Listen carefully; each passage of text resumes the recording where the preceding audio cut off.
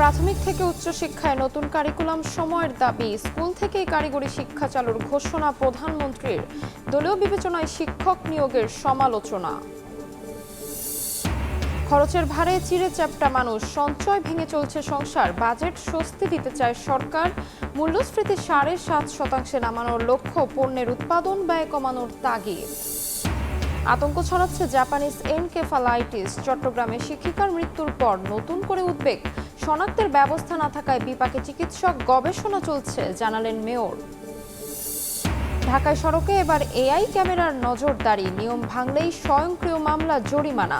৮টি পয়েন্টে চালু। শৃঙ্খলা ফেরাতে শুধু প্রযুক্তি নয়, দরকার নীতিগত পরিবর্তনও। এবং মিরপুর থেকে মাত্র ৫ মিনিটের দূরত্ব, তবু বিচ্ছিন্ন কাউন্দিয়ার ৩ লাখ বাসিন্দা। ঝুঁকি নিয়ে নদী পাড়ি দিতে প্রায়ই ঘটছে দুর্ঘটনা। আইনি জটিলতায় থেমে সেতুর কাজ।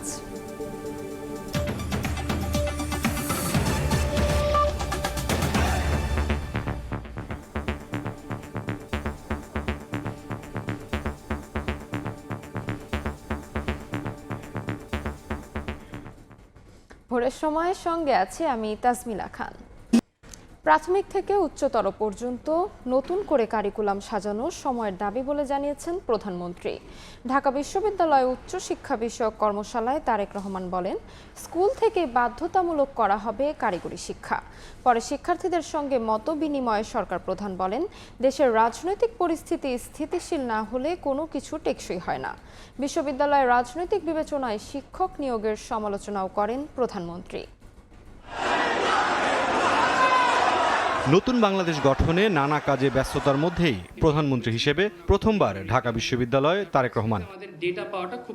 সরকারের নানা পদক্ষেপের কথা তুলে ধরার পাশাপাশি প্রতিষ্ঠানটির শিক্ষার্থীদের বিভিন্ন প্রশ্নের উত্তর দেন সরকার প্রধান। অধ্যাপক মোজাফফর আহমদ চৌধুরী অডিটোরিয়ামে এক প্রশ্নের জবাবে প্রধানমন্ত্রী বলেন, দেশের রাজনৈতিক স্থিতিশীলতা না এলে টেকসই কোনো কিছু গড়ে উঠবে না। সকল কিছু যদি আমাদেরকে আস্তে আস্তে ধীরে ধীরে তৈরি করতে হয়, আমাদেরকে দেশে কিন্তু একটি স্থিতিশীল পরিবেশ লাগবে। আমরা যদি দেশের রাজনৈতিক পরিস্থিতি স্থিতিশীল না রাখতে পারি, তাহলে কিন্তু আমরা কোনো কিছুই তৈরি করতে পারবো না। প্রত্যেক স্টুডেন্টের একটা বড় কিন্তু ভূমিকা আছে। রাজনীতিকে সংসদে যেতে হবে। শুধু রাজপথে এসে হইচই করলেই কোনো কিছু গড়ে তোলা যায় না। কোনো কিছু গড়ে তোলার জন্য কিন্তু স্থিতিশীলতা লাগে। কোনো কিছু গড়ে তোলার জন্য বসে আলোচনা করতে হয়। আরেক প্রশ্নের উত্তরে বিশ্ববিদ্যালয়ের শিক্ষক নিয়োগে রাজনৈতিক পক্ষপাতের সমালোচনা করেন সরকার প্রধান। ঢাকা ইউনিভার্সিটির বলতে আমরা যা বুঝি, স্বাভাবিকভাবে ইউনিভার্সিটির আনফরচুনেটলি ইন্টারন্যাশনালি র্যাঙ্কিং এর মধ্যে পড়ছে না। এখানে যেভাবে আসলে টিচার নিয়োগ হওয়া উচিত ছিল, খুব সম্ভবত অতীতে সেভাবে হয়নি টিচার নিয়োগ। এখানে পলিটিক্যাল বায়াসনেসটাকে বোধহয় বেশি প্রায়োরিটি দেওয়া হয়েছে। এর আগে ঢাকা বিশ্ববিদ্যালয়ের নবাব আলী চৌধুরী সিনেট ভবনে বিশ্ববিদ্যালয় মঞ্জুরি কমিশন আয়োজিত বাংলাদেশে উচ্চশিক্ষার রূপান্তর বিষয়ক কর্মশালায় যোগ দেন প্রধানমন্ত্রী তারেক রহমান। বক্তব্যে সরকার প্রধান দেশে নতুন কারিকুলাম সাজানোর যৌক্তিকতা তুলে ধরেন। স্কুল পর্যায় থেকেই কারিগরি শিক্ষা বাধ্যতামূলক করার কথাও জানান তারেক রহমান। একাডেমিক শিক্ষা অর্জনের পাশাপাশি দক্ষতা অর্জন করতে না পারায় মনে হয় শিক্ষিতদের মধ্যে বেকারের হার বেশি হওয়ার কারণ খুব সম্ভবত।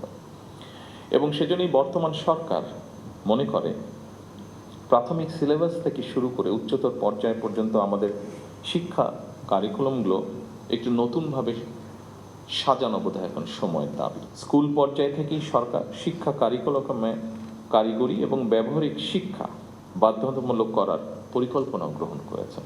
মেধা পাচার রোধ করে মেধার বিকাশ, মেধা লালন করে আমরা ভবিষ্যৎ চ্যালেঞ্জ মোকাবেলা করতে চাই একসাথে। ফ্যাসিবাদ বিদায়ের পরে নতুন বাংলাদেশ গড়তে তারুণ্যের আকাঙ্ক্ষা বাস্তবায়নে সরকার আন্তরিক বলেও জানান প্রধানমন্ত্রী। প্রচুর মেধাবী মানুষ। মুরসালিন হক জুনায়েদ, সময় সংবাদ, ঢাকা।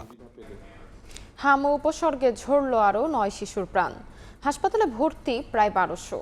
গ্রাম থেকে আশঙ্কাজনক অবস্থায় রাজধানীতে আসছে রোগী। স্বাস্থ্য মন্ত্রণালয়ের কাছে ডাক্তার, নার্স ও লজিস্টিক সাপোর্ট চেয়েছে রাজধানীর ডিএনসিসি হাসপাতাল। চিকিৎসকরা বলছেন, টিকার কার্যকারিতা শুরুর আগে সংক্রমণ রোধ সম্ভব নয়। এদিকে হামের টিকা দেওয়ায় গাফিলতি খুঁজতে আন্তর্জাতিক বিশেষজ্ঞদের নিয়ে তদন্ত কমিটি হচ্ছে বলে জানিয়েছেন প্রধানমন্ত্রীর তথ্য উপদেষ্টা। পাশাপাশি ২ বেডে ২ শিশু, দুজনেই হামে আক্রান্ত। আরেকজন একই রোগে ভুগছেন বাসায়। একসঙ্গে ৩ সন্তানের অসুস্থতায় দিশেহারা ফয়সাল দম্পতি। মোট ৩ বাচ্চা আমার। তিনজনের জন্য হাম জ্বর বমি। মিরপুরের বাসিন্দা ফয়সাল ফুটপাতের ছোট্ট ব্যবসা করেই সংসার চালান, কিন্তু সন্তানদের হঠাৎ অসুস্থতায় এলোমেলো সব হিসাব। অনেক পেরেশানিতে, ব্যবসা বাণিজ্য বন্ধ, সবই কিছু বন্ধ। কারণ বাচ্চা সুস্থ না থাকলে বাপ মা কি ভালো থাকে? রাজধানীর মহাখালীর ডিএনসিসি ডেডিকেটেড হাসপাতালে এখন এমন দৃশ্য প্রায় প্রতিদিনের। শিশুর কান্না আর স্বজনের উৎকণ্ঠায় ভারী হয়ে উঠেছে হাসপাতালের পরিবেশ। 4 দিন মানে বাসায় ওষুধ খাওয়াইছি, ফার্মেসির ওষুধ কাজে লাগে না। প্রথমত তো চাকরি ছেড়ে দিতে হয়েছে, এরপরে বাচ্চাদের একটানা খেয়াল রাখতে হচ্ছে। এটা একটু ঘুমালে ওটার সেবা করি, ওটা একটু ঘুমালে এটার সেবা করি। চিকিৎসক বলছেন এখনো কমেনি সংক্রমণ। টিকার ফল পেতে অপেক্ষা করতে হবে আরো 2-3 সপ্তাহ।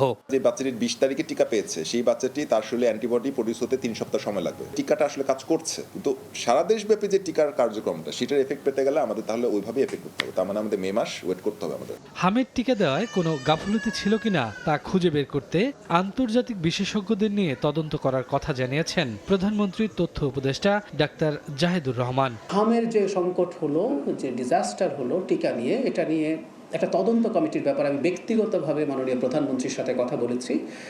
খুবই ক্রেডিবল একটা তদন্ত এটার হবে এবং সেটার প্রসেস চলছে, যেখানে শুধু বাংলাদেশ না, আন্তর্জাতিক বিভিন্ন সংস্থাকেও ইনভলভ করে কাজ করানোর চিন্তা ভাবনা আছে। সরকারি হিসেবে এরই মধ্যে হাম ও উপসর্গ নিয়ে শিশুর মৃত্যু ছাড়িয়েছে 400। শফিকুজ্জামান রুবেল, সময় সংবাদ, ঢাকা। চট্টগ্রামে এক বিশ্ববিদ্যালয় শিক্ষিকার মৃত্যুর পর বিরল জাপানিজ এনকেফালাইটিস নিয়ে নতুন করে উদ্বেগ ও আতঙ্কিত নগরবাসী। উপসর্গ দেখে তিনি এই মশাবাহিত ভাইরাস দ্বারা সংক্রমিত হয়েছিলেন বলে আশঙ্কা করেছিলেন চিকিৎসকরা। বিরল এই ভাইরাসটি নিয়ে গবেষণা চলছে বলে জানিয়েছেন সিটি মেয়র। এদিকে চট্টগ্রাম মেডিকেলে এনকেফালাইটিস নিয়ে 6 মাস আগের গবেষণায় শনাক্ত হয়েছিল 18 জন। তবে বিরল জাপানিজ এনকেফালাইটিসে 3 বছরে 3 জন রোগীকে শনাক্ত করা হয়েছিল বলে জানিয়েছেন গবেষক। কিন্তু ভাইরাসটি শনাক্তে যথাযথ ব্যবস্থা না থাকায় বিপাকে চিকিৎসকরা। বিস্তারিত জানাচ্ছেন পার্থপ্রতিম বিশ্বাস। সম্প্রতি বিরল রোগে মারা যান Chattogram veterinary and animal science বিশ্ববিদ্যালয়ের অধ্যাপক ডক্টর জাকিয়া সুলতানা জুথি। শিক্ষিকা মারা যাওয়ার জন্য কিউলেক্স মশার মাধ্যমে ছড়ানো জাপানিজ এনসেফালাইটিস রোগটিকে সন্দেহ করছেন চিকিৎসকেরা।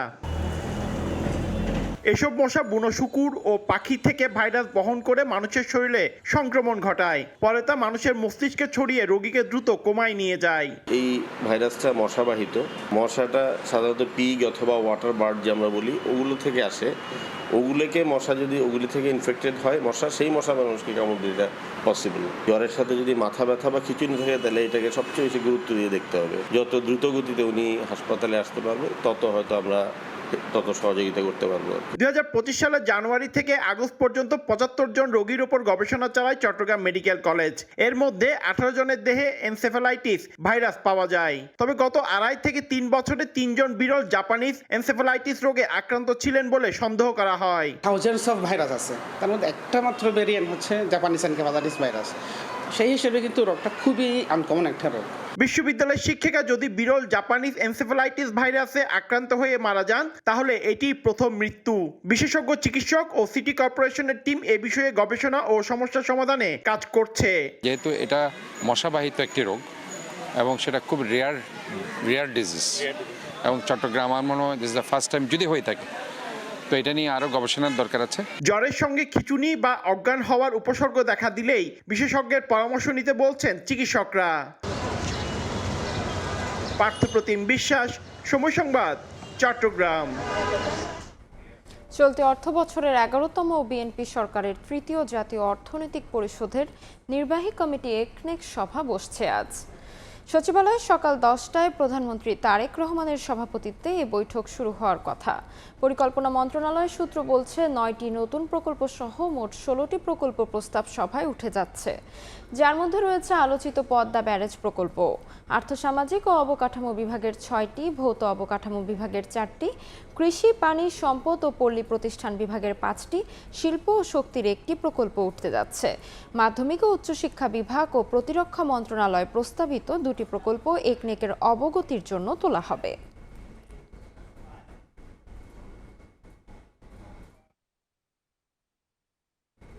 বিনিয়োগ ও ঋণ বরাদ্দে সরকার রাজনৈতিক হস্তক্ষেপ করবে না বলে জানিয়েছেন অর্থমন্ত্রী আমির খসরু মাহমুদ চৌধুরী।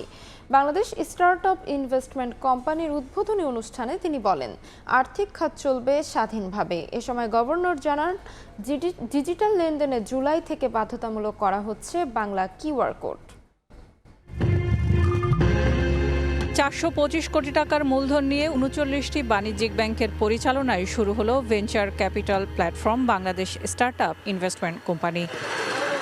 বাণিজ্যিক ব্যাংকগুলো তাদের 1% মুনাফা দিয়ে এই তহবিল এককালীন নয়, বরং ধারাবাহিক মূলধন, ফান্ড সিড, লেট সিড ও সিরিজে বিনিয়োগ করবে, যা উৎপাদনশীল প্রযুক্তি নির্ভর খাতে উদ্যোক্তাদের মূলধন যোগান দেবে।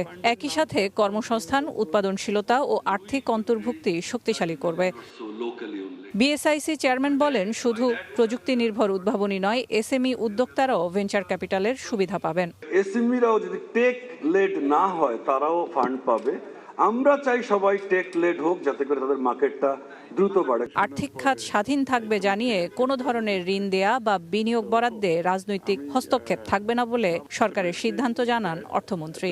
ফিনান্সিয়াল সেক্টর সহ রিলেটেড ইকোনমিক সেক্টরে আমরা কোনো ধরনের রাজনৈতিক ইন্টারফারেন্সে যাব না, কোনো ধরনের রাজনৈতিক অ্যাপয়েন্টমেন্ট হবে না।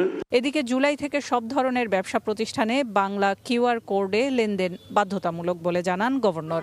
বাংলাদেশ ব্যাংকের যে QR code, B QR code, সেটা ছাড়া অন্য কেউ কোনো কিউআর কোড ব্যবহার করতে পারবেন না।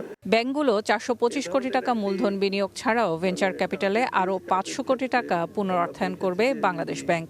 ওনাদের সামনে আজকেও সেলিয়া সুলতানা, সময় সংবাদ, ঢাকা। উচ্চ মূল্যস্ফীতির চাপে পড়ে আয় ব্যয়ের হিসাব মেলাতে না পেরে প্রতি মাসেই ভাঙতে হচ্ছে সঞ্চয়, করতে হচ্ছে ধার অথবা কমাতে হচ্ছে প্রয়োজন। প্রায় 5 বছর ধরে এভাবে চলা নিম্ন ও মধ্যবিত্ত পরিবারে স্বস্তি দিতে চায় সরকার। তাই আসছে বাজেটে আসতে পারে মূল্যস্ফীতিকে 7.5% বেঁধে রাখার লক্ষ্যমাত্রা। এই আকাঙ্ক্ষা পূরণে পণ্যের উৎপাদন ব্যয় কমানোর তাগিদ ব্যবসায়ীদের, আর মুদ্রা, রাজস্ব আর রাজনৈতিক দর্শন মিলিয়ে পরিকল্পনা সাজানোর পরামর্শ অর্থনীতিবিদের। সাইফুল ইসলামের রিপোর্ট। রিকশা মিস্ত্রি ইসমাইল তার প্রতিদিন কাটে অনেকের আয়ের পথ প্রশস্ত করে দিয়ে, অথচ নিজের রোজগার দৈনিক 700 টাকা, যা দিয়ে সামলাতে হয় 7 সদস্যের পরিবারের নিত্য দরকারি খরচ। সংকট দেখা দিতেছে আমাদের। আমরা যারা খেতে খাওয়া মানুষ আছি তাদের অবস্থা একবারে খারাপ। শুধু ব্যয় বাড়েনি, তার মতো সাধারণ মানুষের আয়ও বেড়েছে। তাহলে কেন আয় ব্যয়ের হিসাব মেলাতে হিমশিম খেতে হচ্ছে? আমি পেঁপে কিনতে গেছিলাম, ওইটা আগে 20 টাকা ছিল, এখন 80 টাকা। আমাদের মতন গরিবরা কি খাইতে পারবে? আগে যেমন চালান লাগতো 20,000 টাকা, সেই জায়গায় লাগে 30,000 টাকা।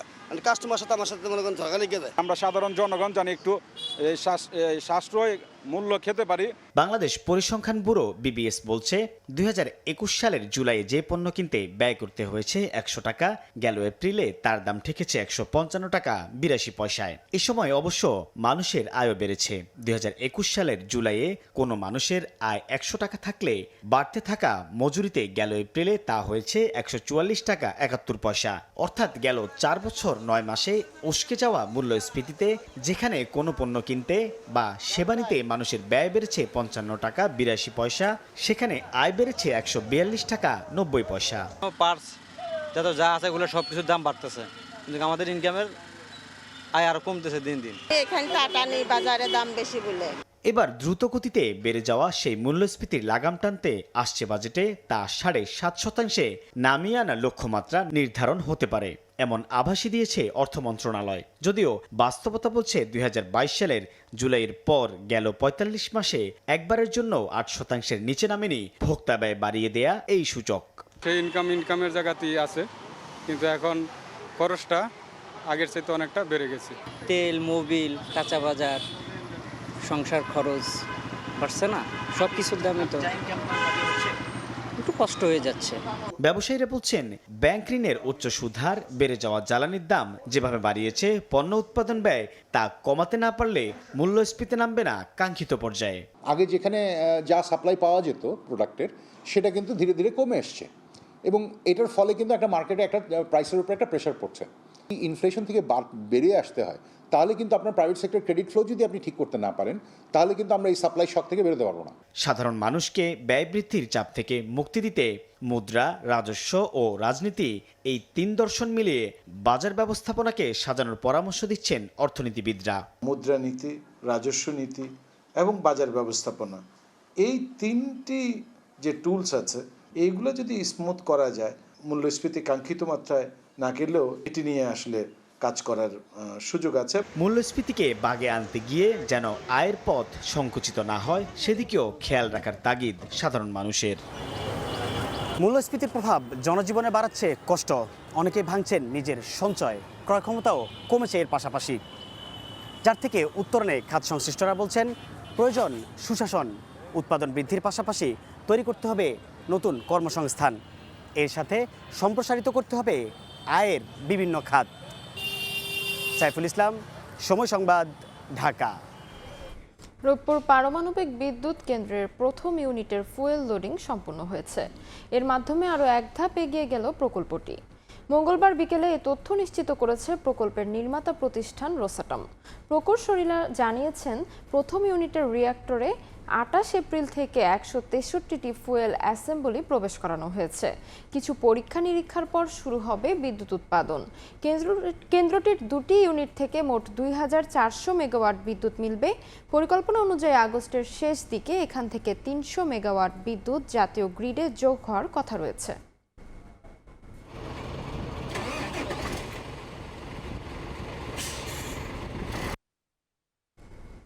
অভ্যুত্থানকারীদের হত্যায় শেখ হাসিনার নির্দেশে কল রেকর্ড আছে জুলাই স্মৃতি জাদুঘরে। সর্বসাধারণের জন্য জাদুঘরটি খুলে দেয়া হবে জুলাইয়ের শেষে বা 1 আগস্ট। মঙ্গলবার সকালে জাদুঘর পরিদর্শনে যান স্পিকার, ডেপুটি স্পিকার ও সংস্কৃতি মন্ত্রী। বলেন, ফ্যাসিবাদ থেকে মুক্তির প্রতিবিম্ব হয়ে থাকবে এই নিদর্শন। 1.5 বছরের বেশি সময় ধরে চলছে জুলাই গণঅভ্যুত্থান স্মৃতি জাদুঘরের উন্নয়ন কার্যক্রম। অবশেষে এলো জাদুঘরটি সবার জন্য খুলে দেওয়ার সময়সীমা নিয়ে ঘোষণা। মঙ্গলবার সকালে জাদুঘরের উন্নয়ন কার্যক্রমের অগ্রগতি ঘুরে দেখেন জাতীয় সংসদের স্পিকার, ডেপুটি স্পিকার এবং সংস্কৃতি বিষয়ক মন্ত্রী। পরে সংস্কৃতি মন্ত্রী নিতাই রায় চৌধুরী জানান, জুলাইয়ের শেষ বা 1 আগস্ট খুলে দেওয়া হবে জুলাই স্মৃতি জাদুঘর। মাননীয় প্রধানমন্ত্রী একটা সময় নির্ধারণ করে দেবেন, তার নির্ধারিত সময় অনুযায়ী তাকে দিয়ে আমরা জাদুঘরটা ওপেন করব। জাতীয় সংসদের ডেপুটি স্পিকার কায়সার কামাল বলেন, ফ্যাসিবাদ থেকে মুক্তির প্রতিবিম্ব জুলাই জাদুঘর। বাংলাদেশের দামাল ছেলেরা ফ্যাসিজম মুক্ত বাংলাদেশ কিভাবে প্রতিষ্ঠিত করেছেন, এই জাদুঘর হচ্ছে তার প্রতিবিম্ব। জাতীয় সংসদের স্পিকার হাফিজ উদ্দিন আহমদ বলেন, এই জাদুঘর বাংলাদেশের মানুষের জন্য বড় সম্পদ, যা প্রমাণ করবে গণতন্ত্রের জন্য মানুষ জীবন দিতে পারে। এই জাদুঘর প্রমাণ করবে যে বাংলাদেশের মানুষ কোনো স্বৈরাচারকে সহ্য করে না, তো বাংলাদেশের মানুষ গণতন্ত্রের জন্য হাসি মুখে জীবন দিতে পারে।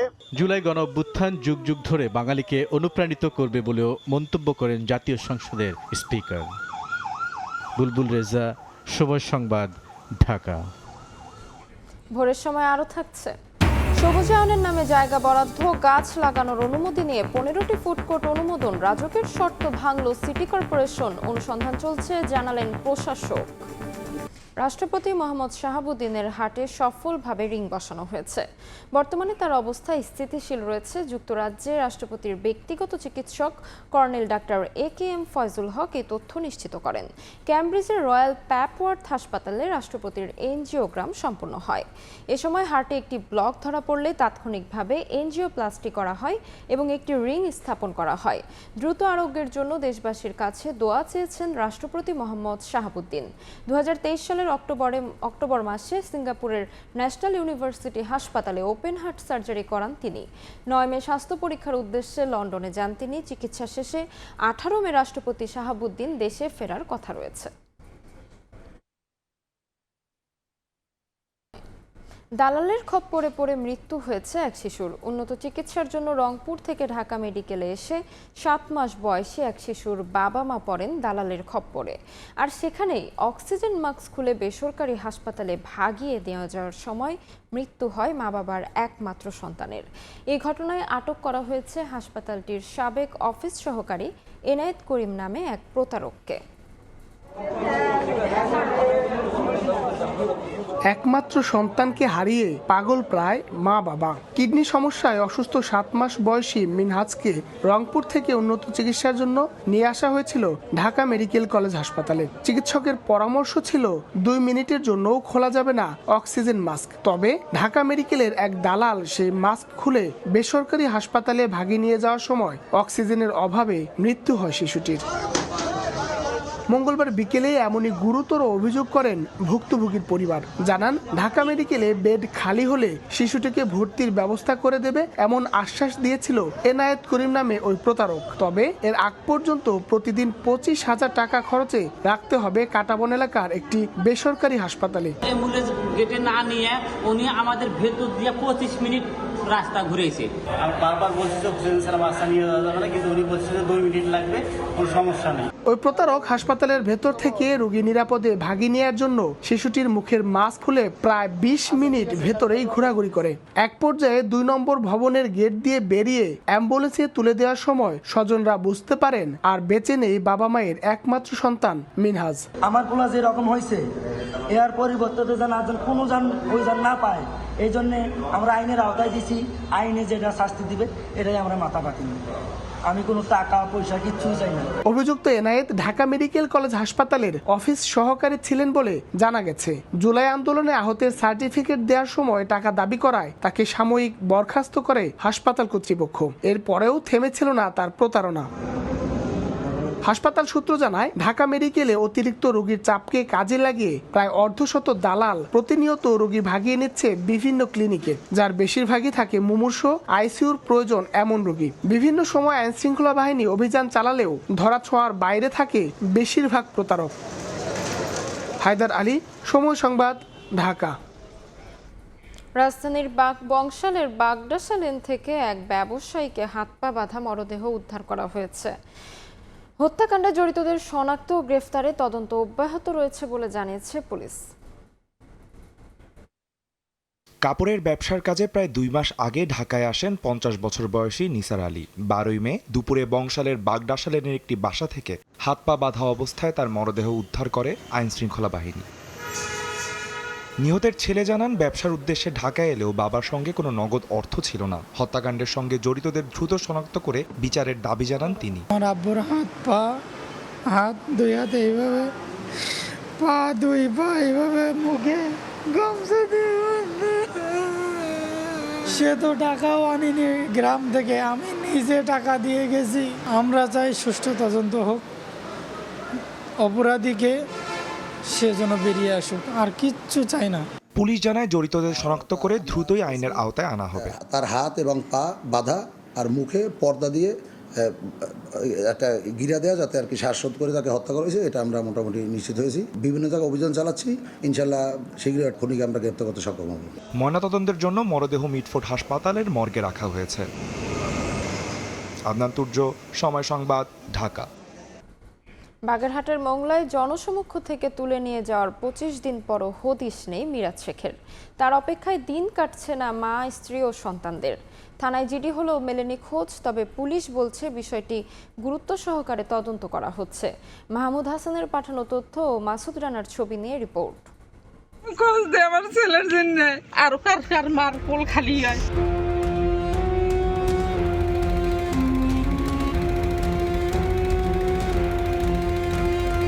6 এপ্রিল সকালে মিরাজ শেখ তার 2 বন্ধু বাচ্চু ও রফিকুলকে নিয়ে সুন্দরবনে মাছ ধরতে যান।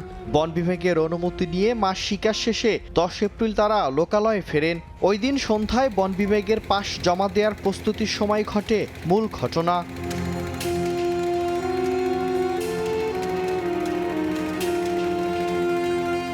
প্রত্যক্ষদর্শীদের দাবি, সন্ধ্যা 7টার দিকে জয়মণি এলাকার একটি দোকানের সামনে দাঁড়িয়ে থাকা অবস্থায় কয়েকজন ব্যক্তি সবার সামনে থেকে মিরাজকে জোরপূর্বক একটি ট্রলারে তুলে নিয়ে নদীপথে দ্রুত স্থান ত্যাগ করে। তবে তাদের পরিচয় বা গন্তব্য সম্পর্কে নিশ্চিত কোনো তথ্য দিতে পারেননি স্থানীয়রা। তাদের মধ্যে চরম উদ্বেগ ও ক্ষোভ বিরাজ করছে। একজন এই গেঞ্জিতে আছে, আর একজন লঙ্গির তারা ধরিয়ে দিয়ে ধরছে। 2-3 জনে ধরিয়ে ওরা ওই বোটে উড়িয়ে নিয়ে ওই কেবিনের ভেতরে হান্দাইছে। তারপরে আর কোনো খোঁজ খবর নেই। একজন মানুষ যদি অপরাধী হয় তার তো আইনি ব্যবস্থা আছে, সেজন্য সে তো গুম হয়ে যেতে পারে না। আজকে মিরাজ খান আছে, কালকে যে আরেকজন নেবে না। সাধারণ মানুষ তো জিম্মি থাকতে চায়। আমার ছেলে কোনো জায়গা পাই না, আমার একটা বাচ্চা আছে, আর বাচ্চাটা কার মধ্যে টাকাইবে, আমি কাঁদতে যাই থাকবো। এ ঘটনায় পহেলা মে মোংলা থানায় একটি সাধারণ ডায়েরি করেন মিরাজের স্ত্রী মুক্তা খাতুন। এর আগে ৮ এপ্রিল মোংলা প্রেস ক্লাবে সংবাদ সম্মেলন করে পরিবারটি। এ সময় দ্রুত মিরাজের সন্ধানে প্রশাসনের সহায়তা কামনা করেন সহকারী অ্যাটর্নি জেনারেল ও মানবাধিকার কর্মী মোহাম্মদ মনিরুজ্জামান। আমি একজন আইনজীবী হিসাবে আমি একটি সর্বোচ্চ আদালত আর্টিকেল 102 এর আন্ডারে রিট করা যায়, সেই রিটের জন্য আমি প্রস্তুতি নিচ্ছি। আমাকে দুনিয়ায় কেউই নাই, আমি কোথায় যাবো এই ময়নাগুলো? বিষয়টি গুরুত্ব সহকারে তদন্ত করা হচ্ছে বলে জানিয়েছে পুলিশ। নিখোঁজ এই ব্যক্তির সন্ধানের জন্য আমরা সমস্ত ধরনের ব্যবস্থা গ্রহণ করেছি। প্রযুক্তিগত ভাবেও আমরা চেষ্টা করছি তার অবস্থান, সর্বশেষ অবস্থান যাচাই করার জন্য। কবে ফিরবে মিরাজ শেখ, সেই অপেক্ষায় তার পরিবার। মিরাজ শেখের সন্ধানে পরিবারের এই অপেক্ষার শেষ কবে, সেই প্রশ্ন হয়তো আমাদের অজানা। সময় সংবাদ, মোংলা। ভোরের সময় আরো থাকছে। ঈদ সামনে রেখে শেষ মুহূর্তেও পশু পরিচর্যায় ব্যস্ততা। সিরাজগঞ্জে প্রাকৃতিক উপায়ে চলছে মোটা তাজাকরণ। গোখাদ্যের দাম বাড়ায় লাভ নিয়ে দুশ্চিন্তায় খামারি। ঢাকার সড়কে শৃঙ্খলা ফেরাতে এবার এআই ক্যামেরার মাধ্যমে ব্যবস্থা নিচ্ছে সরকার। ট্রাফিক আইন অমান্য করলে স্বয়ংক্রিয় মামলা চলে যাচ্ছে গাড়ির মালিকের ঠিকানায়। আপাতত রাজধানীর ৮টি পয়েন্টে এ পদ্ধতি চালু হলেও পর্যায়ক্রমে সবগুলো সিগন্যালেই এর আওতায় আসবে বলে জানাচ্ছে ডিএমপি। তবে বিশেষজ্ঞরা বলছেন বিদ্যমান পরিস্থিতিতে নীতিগত পরিবর্তন ছাড়া কাজে আসবে না এই প্রযুক্তি। এসএম সালাউদ্দিন ও মীর মোহাইমিনুর রহমানের ছবিতে ওয়ালিউল সাকিবের রিপোর্ট।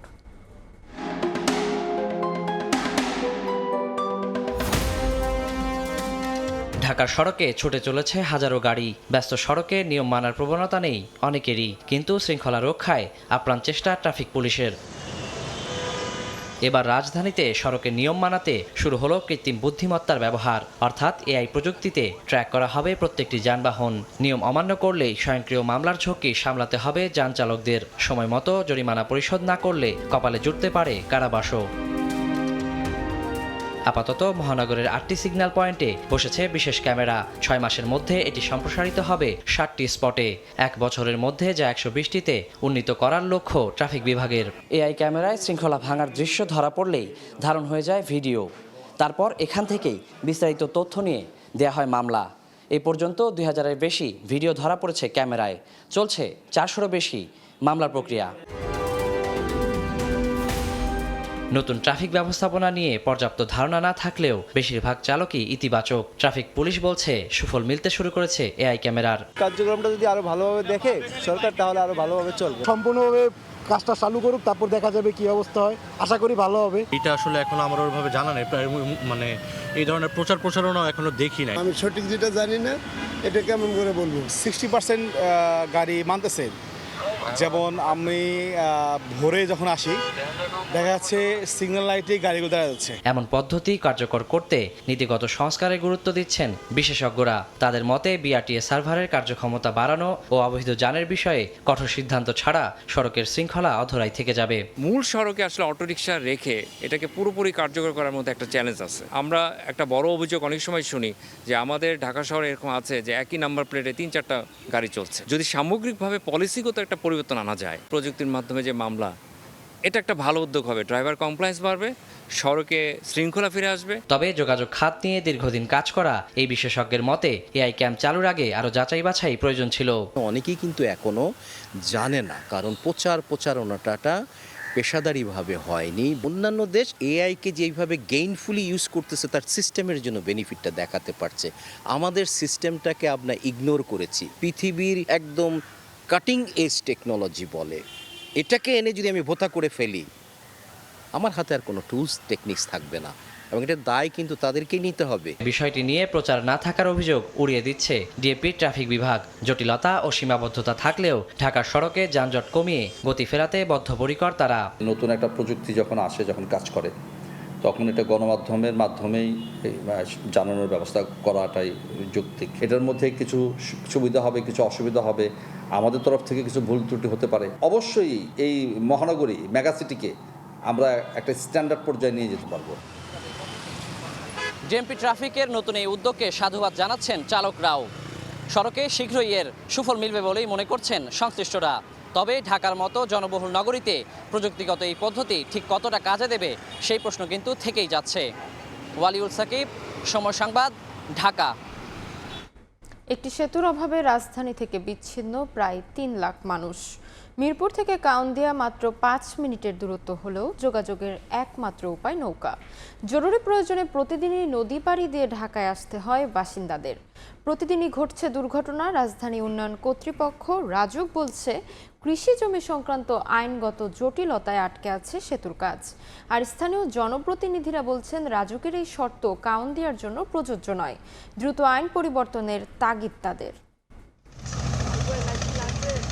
নৌকা পারাপারের এই দৃশ্য দেখে মনে হবে আধুনিক যোগাযোগ বিচ্ছিন্ন কোনো এক জনপদ, অথচ রাজধানী ঢাকার 14 নম্বর আসনের মিরপুরের অন্তর্গত এই জনপদের নাম কাউন্দিয়া। মিরপুর বেড়িবাঁধ থেকে মাত্র 3 মিনিটের পথ হলেও যোগাযোগের একমাত্র উপায় ডিঙ্গি নৌকা। কাউন্দিয়া বনগ্রাম ইউনিয়নের 22 গ্রামে প্রায় 3 লাখ লোকের বসবাস। ব্যবসা বাণিজ্য কিংবা জরুরি কাজে প্রতিদিন 50 থেকে 60 হাজার মানুষকে যেতে হয় ঢাকায়। ব্যবসার পারপাসে নদীর ওই পারে পার হইতে হয়। ঢাকা থেকে মালামাল নিয়ে বহন করতে অনেক কষ্ট হয়। কোনো মুমূর্ষু রোগী আমাদের ডাক্তারের কাছে নিতে হয়, তাও এই নৌকার মাধ্যমে নিতে হয়। যোগাযোগের অভাবে কাউন্দিয়ায় গড়ে ওঠেনি হাসপাতাল কিংবা ভালো মানের শিক্ষা প্রতিষ্ঠান। ফলে স্বাস্থ্যসেবা আর লেখাপড়ার জন্য স্থানীয়দের নদী পাড়ি দিয়ে আসতে হয় ঢাকায়। আমার মেয়ে গর্ভবতী ছিল, রাতে তখন 3টা বাজে, আমি নিতে পারলাম না। ঝড় বৃষ্টির মধ্যে নদী পার হয়ে যায়, ওই পারের স্কুলে নিয়ে যেতে হয়। স্থানীয়রা বলছেন, এই নদীপথে প্রায় ঘটছে দুর্ঘটনা। বড় বড় বাল্কহেড আর ইঞ্জিন চালিত ট্রলারের ধাক্কায় ঘটছে মৃত্যুও। জাহাজ আসে বালুর, ওইগুলোর সাথে দেখা গেছে আমাদের বিভিন্ন সময় দুর্ঘটনা ঘটে। একজন মহিলা অ্যাক্সিডেন্ট হয়েছে, ট্রলারের তলা পড়ে, নৌকাটা পুরো তলা পড়ে গেছে। রাজধানী উন্নয়ন কর্তৃপক্ষ রাজুক বলছে, 2015 সালের ট্যাপ নকশা অনুযায়ী এলাকাটি কৃষি জমির এরিয়াভুক্ত হওয়ায় সেতু নির্মাণে জটিলতা তৈরি হয়েছে। মাস্টার প্ল্যানে এই এলাকাগুলো আসলে কৃষি জমি হিসেবে দেখানো আছে, বাট জনস্বার্থ তো সবার আগে।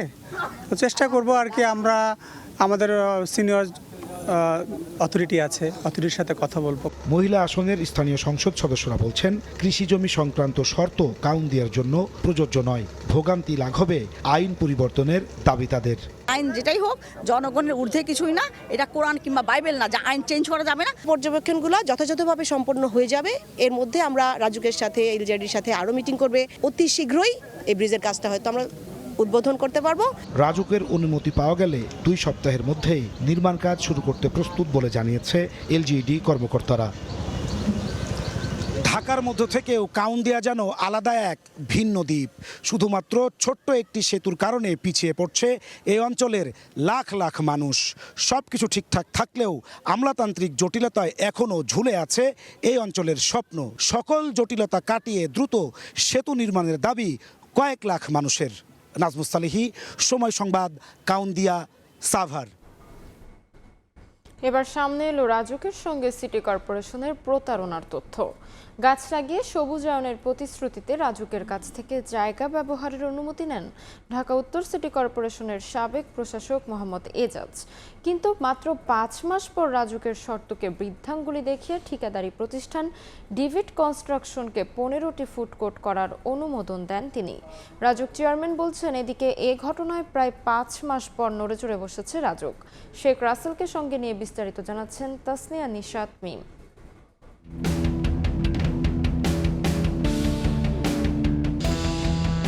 গাছ লাগিয়ে সবুজায়নের প্রতিশ্রুতিতে গত বছরের জুনে রাজুকের কাছ থেকে জায়গা ব্যবহারের অনুমতি নেয় ঢাকা উত্তর সিটি কর্পোরেশনের সাবেক প্রশাসক মোহাম্মদ এজাজ। শর্ত ছিল, বনায়ন ছাড়া বাণিজ্যিক কোনো কর্মকাণ্ডে জমি ব্যবহার করা যাবে না। পূর্বাচল নতুন শহর প্রকল্পের 1 নম্বর সেক্টরের ইছাপুর সেতুর উত্তর দক্ষিণে খালের 2 পাড়ের প্রায় 300 মিটার জায়গা বরাদ্দ দেওয়া হয় ঢাকা উত্তর সিটি কর্পোরেশনকে। অথচ নিয়ম নীতির তোয়াক্কা না করে সবুজায়ন প্রকল্পটিকে বাণিজ্যিক রূপ দেওয়া হয়। পূর্বাচল নাকি সিটি কর্পোরেশনের আওতাধীনে নিয়ে গেছে। অনেক সময় দোকানপাট দেখি, অবৈধ দোকানপাট। এছাড়া যখন ঈদুল আজহার সময় আসে তখন আমরা গরুর হাট দেখতে পাই। এখানে গরুর হাটটাকে আসলেই বৈধ কিনা সেটাও একটা প্রশ্ন ওঠে।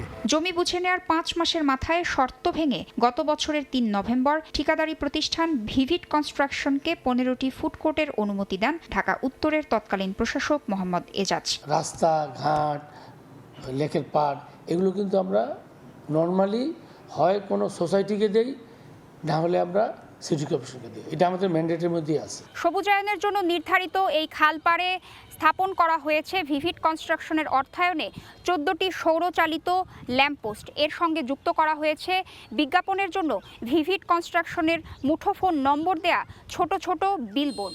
স্থানীয়রা বলছেন এই সৌরচালিত ল্যাম্পপোস্ট ঘিরেই ছিল ফুডকোর্ট তৈরির পরিকল্পনা। প্রকল্প বাস্তবায়নকারী ভিভিড কনস্ট্রাকশন বলছে ফুডকোর্ট নির্মাণের কাজ শুরুর 1 মাসের মাথায় গত বছরের 4 ডিসেম্বর হঠাৎ কাজ স্থগিতের নির্দেশ দেন সিটি কর্পোরেশনের সাবেক প্রশাসক। যদিও ভিভিড কনস্ট্রাকশনের দাবি 1 মাসেই ফুডকোর্ট নির্মাণ সংক্রান্ত কাজে তারা বিনিয়োগ করে ফেলেছে মোটা অঙ্কের অর্থ। যখন আমরা মাটি ভরাট করতে গেলাম আর কি আপনার ওই এখন যখন শুরু করব আমরা, তো তখন আমাদের রাজুক থেকে বলা হলো এটা করা যাবে না কাজ। আমি বললাম যে আপনারা তো সিটি কর্পোরেশন থেকে আমাদের লিজ না, বলতে যে সিটি কর্পোরেশন লিজ না থাকলেও সিটি কর্পোরেশন এখানে ফুড কোর্ট দিতে পারে না। এখানে যেটা ওনারা কিন্তু আমাকে কাজটা ক্যান্সেল করে না, আমাকে ওনারা স্থগিত করে দিচ্ছে। অক্সিজেন সমৃদ্ধ পরিবেশ ভারসাম্যপূর্ণ নগরীর অন্যতম উদ্যোগ এই সবুজায়ন বৃক্ষরোপণের জায়গাগুলো, বিশেষ করে নতুন শহর পূর্বাচলে অন্য কোনোভাবে দেখার কোনো সুযোগই নেই। এবং যারা এই সুযোগ তৈরি করছেন বা এই সুবিধাগুলোকে হত্যা করার চেষ্টা করছেন তারা এক ধরনের পরিবেশ দৃষ্টিভঙ্গিতে অপরাধী। রাজুক বলছে তাদের অন্ধকারে রেখে প্রকল্পটিকে বাণিজ্যিকীকরণ করেছে উত্তর সিটি কর্পোরেশন। উত্তরের বর্তমান প্রশাসক বলছেন এ বিষয়ে অনুসন্ধান শুরু করেছে দুদক। অনিয়ম তো অনিয়মই, সেটা যেই হোক, অনিয়ম করলে তার বিরুদ্ধে প্রচলিত দেশের আইন অনুযায়ী ব্যবস্থা হবে। কেউ যদি অনিয়ম করে থাকে তার বিরুদ্ধে অলরেডি দুদক থেকে শুরু করে বিভিন্ন জায়গায় তদন্ত হচ্ছে, ইনভেস্টিগেশন হচ্ছে। আমরা খুব রিসেন্টলি জানছি এই 8-10 দিন, কাজটাই তো অবৈধ। স্পষ্ট আমরা চুক্তি করছি যে আপনি এটা অন্য কোনো কাজে ব্যবহৃত করতে পারবেন না, শুধু এটা গাছ লাগাবেন পরিবেশ রক্ষার জন্য। এটা সরাসরি তো চুক্তি লঙ্ঘন, আমরা এখন এটা ব্যবস্থা নিচ্ছি। বরাদ্দের শর্ত মানতে ফের চিঠি দেওয়ার কথা জানিয়েছেন রাজুকের চেয়ারম্যান। অন্যদিকে প্রকল্প বাস্তবায়নকারী ভিভিড কনস্ট্রাকশনও আইনি পথে হাঁটার ঘোষণা দিয়েছেন। তাসনিয়া নিশাত, মিম, সময় সংবাদ, ঢাকা। নাটোরের নলডাঙ্গা উপজেলার কোচামারা খালের পাড়ের মাটি কেটে দেওয়া হয়েছে রাস্তায়। আধা কিলোমিটারের বেশি এলাকায় পুরো পাড়ের মাটি তুলে নেওয়ায় কোচামারা বিলের প্রায় 3000 বিঘা ফসল নষ্ট হওয়ার আশঙ্কা দেখা দিয়েছে। বরেন্দ্র উন্নয়ন কর্তৃপক্ষের দাবি, সরকারি নিয়ম মেনে পাড়ের অতিরিক্ত মাটি কাটার অনুমতি দেওয়া হলেও ঠিকাদার বেশি কেটেছেন। তদন্ত করে দোষীদের বিরুদ্ধে ব্যবস্থা নেওয়ার আশ্বাস উপজেলা প্রশাসনের। আল মামুনের পাঠানো তথ্য ও রকুনুজ্জামানের ছবি নিয়ে রিপোর্ট। এক্সকেভেটর দিয়ে কাটা হচ্ছে খালপাড়ের মাটি, ট্রলিতে ভর্তি করে তা ফেলা হচ্ছে পার্শ্ববর্তী সড়কের পাশে। চলতি মাসের শুরুর দিকে নাটোরের নলডাঙ্গা উপজেলার কোচামারা খালের দক্ষিণ পাড়ের আধা কিলোমিটার অংশ কেটে মাটি তোলা হয়। পরে সে মাটি নলডাঙ্গা নওগাঁ আঞ্চলিক সড়কের পাশে ফেলে প্রকল্পের কাজ করে ঠিকাদার। এদিকে খাল পাড় ও পাশের ফসলি জমির স্তর একই হয়ে যাওয়ায় বর্ষা মৌসুমে বন্যার আশঙ্কা করছেন এলাকাবাসী। স্থানীয় কৃষক বলছেন, বন্যা হলে কোচামারা বিলের প্রায় 3000 বিঘা ফসল নষ্ট হবে।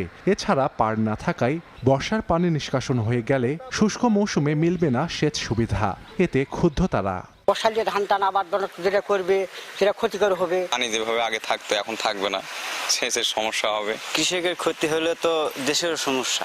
বরেন্দ্র উন্নয়ন কর্তৃপক্ষের দাবি, সরকারি নিয়ম মেনে পাড়ের অতিরিক্ত মাটি কাটার অনুমতি দেয়া হলেও ঠিকাদার বেশি কেটেছেন। বিধি মোতাবেক সরকারি সার্কুলার অনুসারে তাকে অনুমোদন প্রদান করে। পরবর্তীতে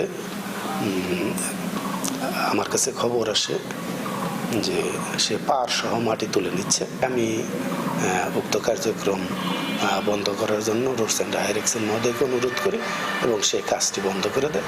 এদিকে বিষয়টি নিয়ে স্থানীয় অভিযোগের প্রেক্ষিতে সরেজমিনে পরিদর্শন করে মাটি কাটা বন্ধ করে দেয় উপজেলা প্রশাসন। তদন্ত করে দোষীদের বিরুদ্ধে ব্যবস্থা নেওয়ার আশ্বাস সংশ্লিষ্ট কর্মকর্তার। যারা এটা করছে করছিলেন আমরা তার বিরুদ্ধে ব্যবস্থা নিই এবং তাৎক্ষণিকভাবে সেই খাল কাটা বন্ধ করা হয়। এরপরে যথাযথ কর্তৃপক্ষের সাথে আমাদের কথা হয়েছে এবং এটার তদন্তপূর্বক প্রয়োজনীয় ব্যবস্থা নেওয়া হয়। কোচামারা বিলের ফসল রক্ষা ও সেচ সুবিধার জন্য 2022-23 অর্থ বছরে 4.65 কিলোমিটারের খালটি পুনঃখনন করে বরেন্দ্র উন্নয়ন কর্তৃপক্ষ। সময় সংবাদ, নাটোর। দালালের দৌরাত্মে নাকাল রাজশাহীর সাব রেজিস্ট্রি অফিসগুলো। সমিতির নামে নির্ধারিত ফির চেয়ে বাড়তি টাকা আদায় যেন নিয়মে পরিণত হয়েছে, আর সেই টাকার ভাগ যায় সাব রেজিস্ট্রারের পকেটে। এসব নিয়ে অভিযোগ করেও কোনো প্রতিকার পাচ্ছেন না ভুক্তভোগীরা। এসব অফিস আইন মন্ত্রণালয়ের অধীনে হওয়ায় ব্যবস্থা নিতে অপারগতা জানিয়েছেন ভূমিমন্ত্রী হাবিবুর রহমান পাপ্পুর তোলা ছবিতে বিস্তারিত সাইফুর রহমান রকির রিপোর্টে।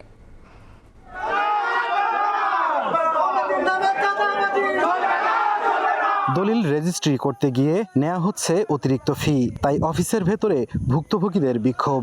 অনিয়মের এই চিত্র রাজশাহীর বাগমারা উপজেলা সাব রেজিস্ট্রি অফিসের। বিষয়টি নিয়ে কথা বলতে গিয়ে মেলে অভিযুক্তের স্বীকারোক্তিও। শুধু তাই নয়, বাড়তি টাকা আদায় করা হয় ক্রেতা বিক্রেতার টিপসই নিয়েও। 50-100 যে যা দেয় ওই মোহরি দিয়ে দিবেন, এই অন্য কিছু না। উপজেলা পর্যায়ে 9টি ও সদরে 1টি মিলিয়ে 10টি সাব রেজিস্ট্রি অফিস আছে রাজশাহীতে। সপ্তাহে 2 দিন বা 3 দিন চলে জমি রেজিস্ট্রি কার্যক্রম। দলিলের নানা ভুল ত্রুটির কথা বলে দিনের পর দিন চলে হয়রানি। অভিযোগ আছে দলিল লেখক সমিতির নেতারা মৌজা প্রতি সরকার নির্ধারিত ফির চেয়েও অতিরিক্ত টাকার বিনিময়ে রেজিস্ট্রি করেন, যার ভাগ পান সাব রেজিস্ট্রাররাও। খতিয়ান ছিল না, তো বললো যে আপনি খতিয়ান এটা তুলে নিয়ে আসেন নবগঞ্জ থেকে। আমি বললাম ঠিক আছে। এক লোক আমাকে বললো যে আপনি এর আগে কিছু টাকা পয়সা দিয়ে দেন, আপনার হয়রানি হতে হবে না। অনেক সময় কাজ যেটা পেন্ডিং রাখে, কাজ টাকা না দিলে করতে চায় না, পরে করে ঘোরায় এরকম। টাকা নেয়ার বিষয় অস্বীকার করেন দলিল লেখক সমিতির নেতারা। অবশ্য কারো কারো যুক্তি, এই টাকায় উন্নয়ন করা হয় সমিতির। আমার এই সমিতি সম্পূর্ণ দুর্নীতিমুক্ত, কোনো পাবলিকের কাছে বা দাতা গ্রহীতার কাছে কোনো অর্থ দাবি করা হয় না। সরকারি রেটের চাইতে আমরা হয়তো 2000 কি 3000 বেশি লিছি। আমরা তো একটা দলিল লেখক সর্বোচ্চ 5000, তো 4000 5000 কিছু না, একটা বড় দলিল। এত কিছুর পরও সাব রেজিস্ট্রাররা বলছেন অতিরিক্ত টাকা নেয়ার অভিযোগ পেলে তবেই ব্যবস্থা নেয়ার উদ্যোগ নেওয়া সম্ভব। দালাল নিয়ন্ত্রণ কিন্তু আমাদের দায়িত্ব না। আমার আশপাশে কেউ দালালের খপ্পরে যদি পড়ে আমার কাছে অভিযোগ নিয়ে আসে, সেইটুকু আমি দেখতে পারবো। দলিল লেখকদের তালিকা একটা ছিল, যেখানে ছবি ছিল না, আমরা একদম ছবি সহ এবার একটা তালিকা করে দেব, যেন কেউ যেন দালালদের খপ্পর না পড়ে। ভূমিমন্ত্রী বলছেন সাব রেজিস্ট্রারদের কাজ আইন মন্ত্রণালয়ের অধীনে।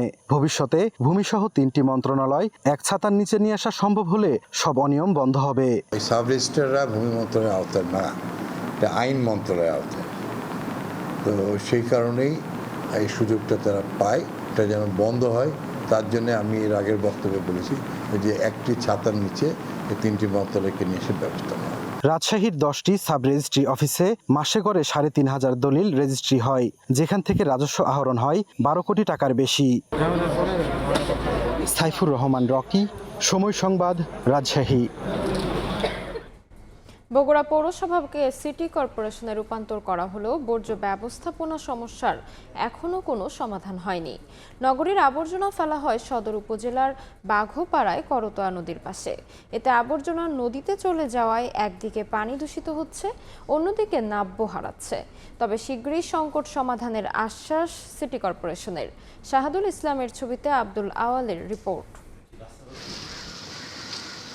বর্জ্য ট্রান্সফার স্টেশন পেরিয়ে মূল সড়কেও ছড়িয়ে ছিটিয়ে আছে ময়লা। পুরো নগর যেন রূপ নিয়েছে ভাগাড়ে। 20 এপ্রিল বগুড়া পৌরসভাকে সিটি কর্পোরেশন ঘোষণা করেন প্রধানমন্ত্রী তারেক রহমান। তবে 150 বছরের পুরনো পৌরসভায় ছিল না বর্জ্য ব্যবস্থাপনা। সিটি কর্তৃপক্ষের তথ্য মতে দীর্ঘদিন ধরে বন্ধ শহরের 2টি ডাম্পিং স্টেশন। 172টি ভ্যানে শহরের আবর্জনা সংগ্রহ করে ফেলা হয় 9টি স্থায়ী ও 7টি অস্থায়ী ট্রান্সফার স্টেশনে। সেখান থেকে অন্তত 300 মেট্রিক টন আবর্জনা যায় সদর উপজেলার বাঘোপাড়ায় করতোয়া নদীর পাশে। এতে ময়লা নদীতে যাওয়ায় পানি দূষিত হওয়ার পাশাপাশি হারাচ্ছে নাব্য। আমাদেরও সমস্যা হয়, যাত্রীদেরও সমস্যা হয়, অনেক গন্ধ দুর্গন্ধ, এদিক দিয়ে যাওয়া যায় না। যতটুকু গাড়ির প্রয়োজন অতটুকু যদি আমাদেরকে ব্যবস্থা করে দেয়, আমরা সবসময় পরিষ্কার রাখার চেষ্টা করব। ডাস্টবিনের থেকে ময়লা নিয়ে যাবার পারে না গাড়ির অভাবে, এই কারণে তো ময়লা ফেলানোর জায়গা সময় পাই না। তবে শীঘ্রই বর্জ্য ব্যবস্থাপনা সংকট সমাধানের আশ্বাস সিটি কর্পোরেশনের। পুরাতন যে জনবল, পুরাতন যে আপনার সামগ্রী, যে যন্ত্রপাতি, যে সুযোগ সুবিধা, যে অসুবিধা, সেগুলো নিয়েই কিন্তু আমরা সিটি কর্পোরেশন হিসেবে পথ চলা শুরু করছি। যখন বাজেটটা বড় আকারে পাবো, জনবল থাকবে, আমাদের গাড়ি থাকবে, আমাদের ম্যানেজমেন্ট আরও ভালো হবে, তখন আশা করি এই সমস্যাগুলো দূর হয়ে যাবে। 2026-2027 অর্থ বছরে বগুড়া সিটি কর্পোরেশনের বর্জ্য ব্যবস্থাপনায় প্রস্তাবিত ব্যয় ধরা হয়েছে 6 কোটি টাকা। আব্দুল আউয়াল, সময় সংবাদ, বগুড়া। কোরবানির হাট উপলক্ষে সিরাজগঞ্জে প্রস্তুত করা হয়েছে প্রায় 6 লাখ পশু। গোখাদ্যের দাম বাড়ায় লাভ হওয়া নিয়ে দুশ্চিন্তায় খামারি। এদিকে বড় গরুগুলো খামার থেকেই বিক্রি হচ্ছে বলে জানান তারা।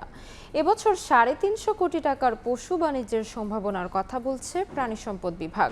অমৃত সেনের ছবিতে রিঙ্কু কুণ্ডুর রিপোর্ট। সকাল হতেই পরিচর্যার জন্য খামার থেকে এক এক করে বের করা হচ্ছে বড় আকারের গরু। এদের নামে রয়েছে বৈচিত্র্য। কোনোটির নাম বাহাদুর, কোনোটি কালামানিক, আবার কোনোটির নাম সুলতান।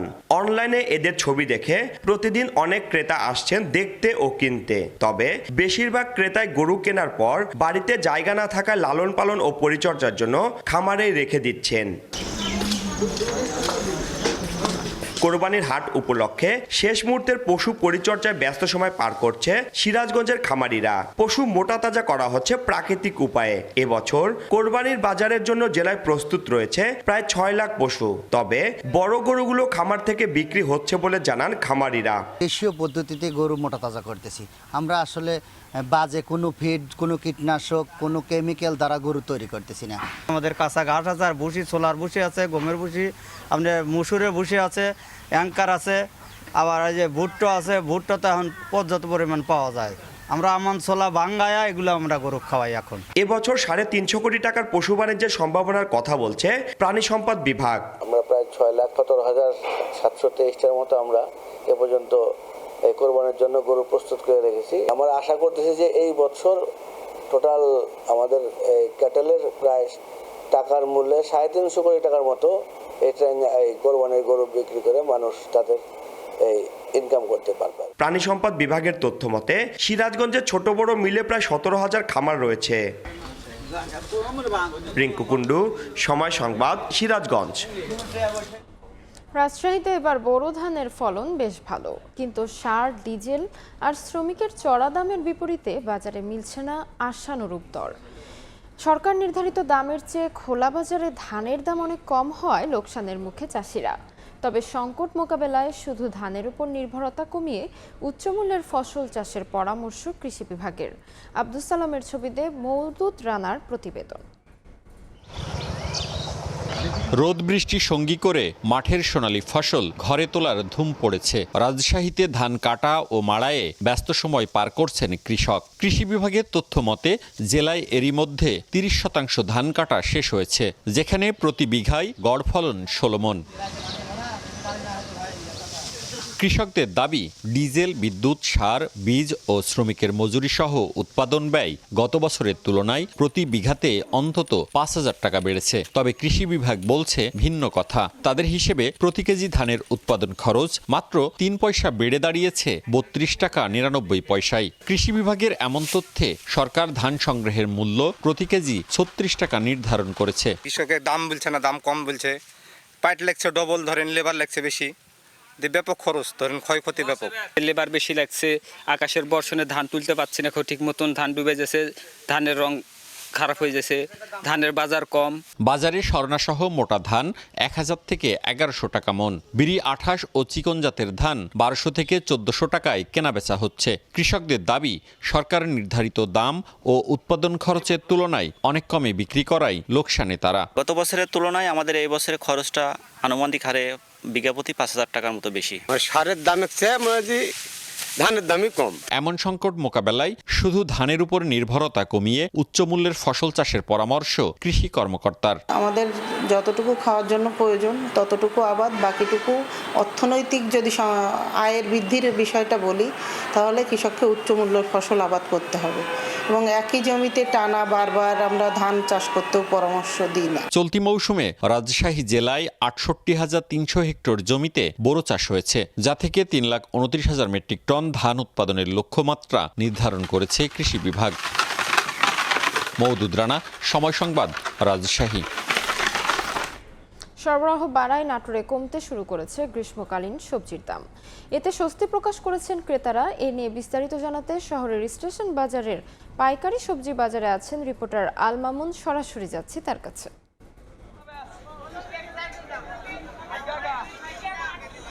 নাটোরে গত 2 থেকে 3 দিন যে সবজি সেটি কিন্তু গ্রীষ্মকালীন সব ধরনের সবজির সরবরাহ কিন্তু বাড়তে শুরু করেছে। এই বৃদ্ধির ফলে কিন্তু এই 2-3 দিনের ব্যবধানে প্রতি কেজিতে 10 থেকে 15 টাকা পর্যন্ত বিভিন্ন ধরনের সবজিতে দাম কমতে শুরু করছে। অধিকাংশ সবজি কিন্তু দাম মোটামুটি নিয়ন্ত্রণে চলে এসেছে। এর ফলে স্বস্তি এসেছে ক্রেতাদের মাঝে।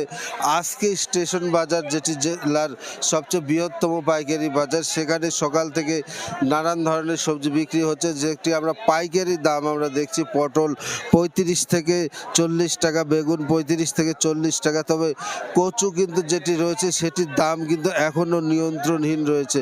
সেটি কিন্তু পাইকারি বাজারে 90 টাকা কেজিতে বিক্রি হতে দেখেছি। সাজনে যেটি 65 টাকা বিক্রি হয়েছে, লাউ 10 থেকে 15 টাকা পিস বিক্রি হয়েছে, বরবটি 22 টাকা পিস বিক্রি হয়েছে। পুঁই শাকের দাম কিন্তু একেবারে যেটি নিয়ন্ত্রণের মধ্যে চলে এসেছে, সেটি 5 থেকে 10 টাকা কেজির মধ্যে বিক্রি হচ্ছে। এছাড়া করলা যেটি আমরা 25 থেকে 30 টাকার মধ্যে পাইকারি বিক্রি হতে দেখেছি। এছাড়া তরই যেটি রয়েছে সেটি 30 টাকা থেকে 35 টাকায় বিক্রি হচ্ছে। এছাড়া যেটি আমরা দেখছি শাক বলতে গেলে লাল শাক, সবুজ শাক, সেটি 2 থেকে 5 টাকা আটিতে মোটাতে বিক্রি হচ্ছে। একটি বিষয় যেটি আমরা বলতে পারি, কৃষি বিভাগ বলছে চলতি মৌসুমে গ্রীষ্মকালীন সবজির প্রায় 1 লাখ মেট্রিক টন উৎপাদনের লক্ষ্যমাত্রা শুরু হয়েছে এবং গত 2 সপ্তাহ আগের বৃষ্টিপাতে অনেকটা ক্ষতি হয়। দাম কিন্তু নিয়ন্ত্রণহীন হয়ে পড়ছিল এবং বৃষ্টিপাত না থাকার ফলে সেটি কিন্তু আবার সরবরাহ বাড়ছে এবং দাম কিন্তু নিয়ন্ত্রণের মধ্যে চলে আসছে। একটি বিষয় যেটি আমরা দেখেছি যে নাটোর জেলার চাহিদা কিন্তু প্রতিদিনের যে সবজির চাহিদা, সে চাহিদা কিন্তু রয়েছে প্রতিদিনের যে 520 মেট্রিক টন এবং 700 থেকে 750 মেট্রিক টন সবজি কিন্তু প্রতিদিন সরবরাহ হয়ে থাকে। এর ফলে কিন্তু যে দাম সেটি নিয়ন্ত্রণে রয়েছে। এছাড়া নাটোরের চাহিদা মিটিয়ে রাজধানী সহ দেশের বিভিন্ন স্থানে কিন্তু সবজি সরবরাহ হচ্ছে। এই ছিল আমার কাছে সবজি বাজারের সর্বশেষ। নাটোর থেকে সরাসরি যুক্ত ছিলাম। 22 মে থেকে নওগাঁয় শুরু হচ্ছে আম নামানো। চলতি মৌসুমে জেলায় 4,50,000 মেট্রিক টন আম উৎপাদনের লক্ষ্যমাত্রা নির্ধারণ করেছে কৃষি বিভাগ। আর এ সময় 2,500 কোটি টাকার বাণিজ্যর আশা ব্যবসায়ীদের।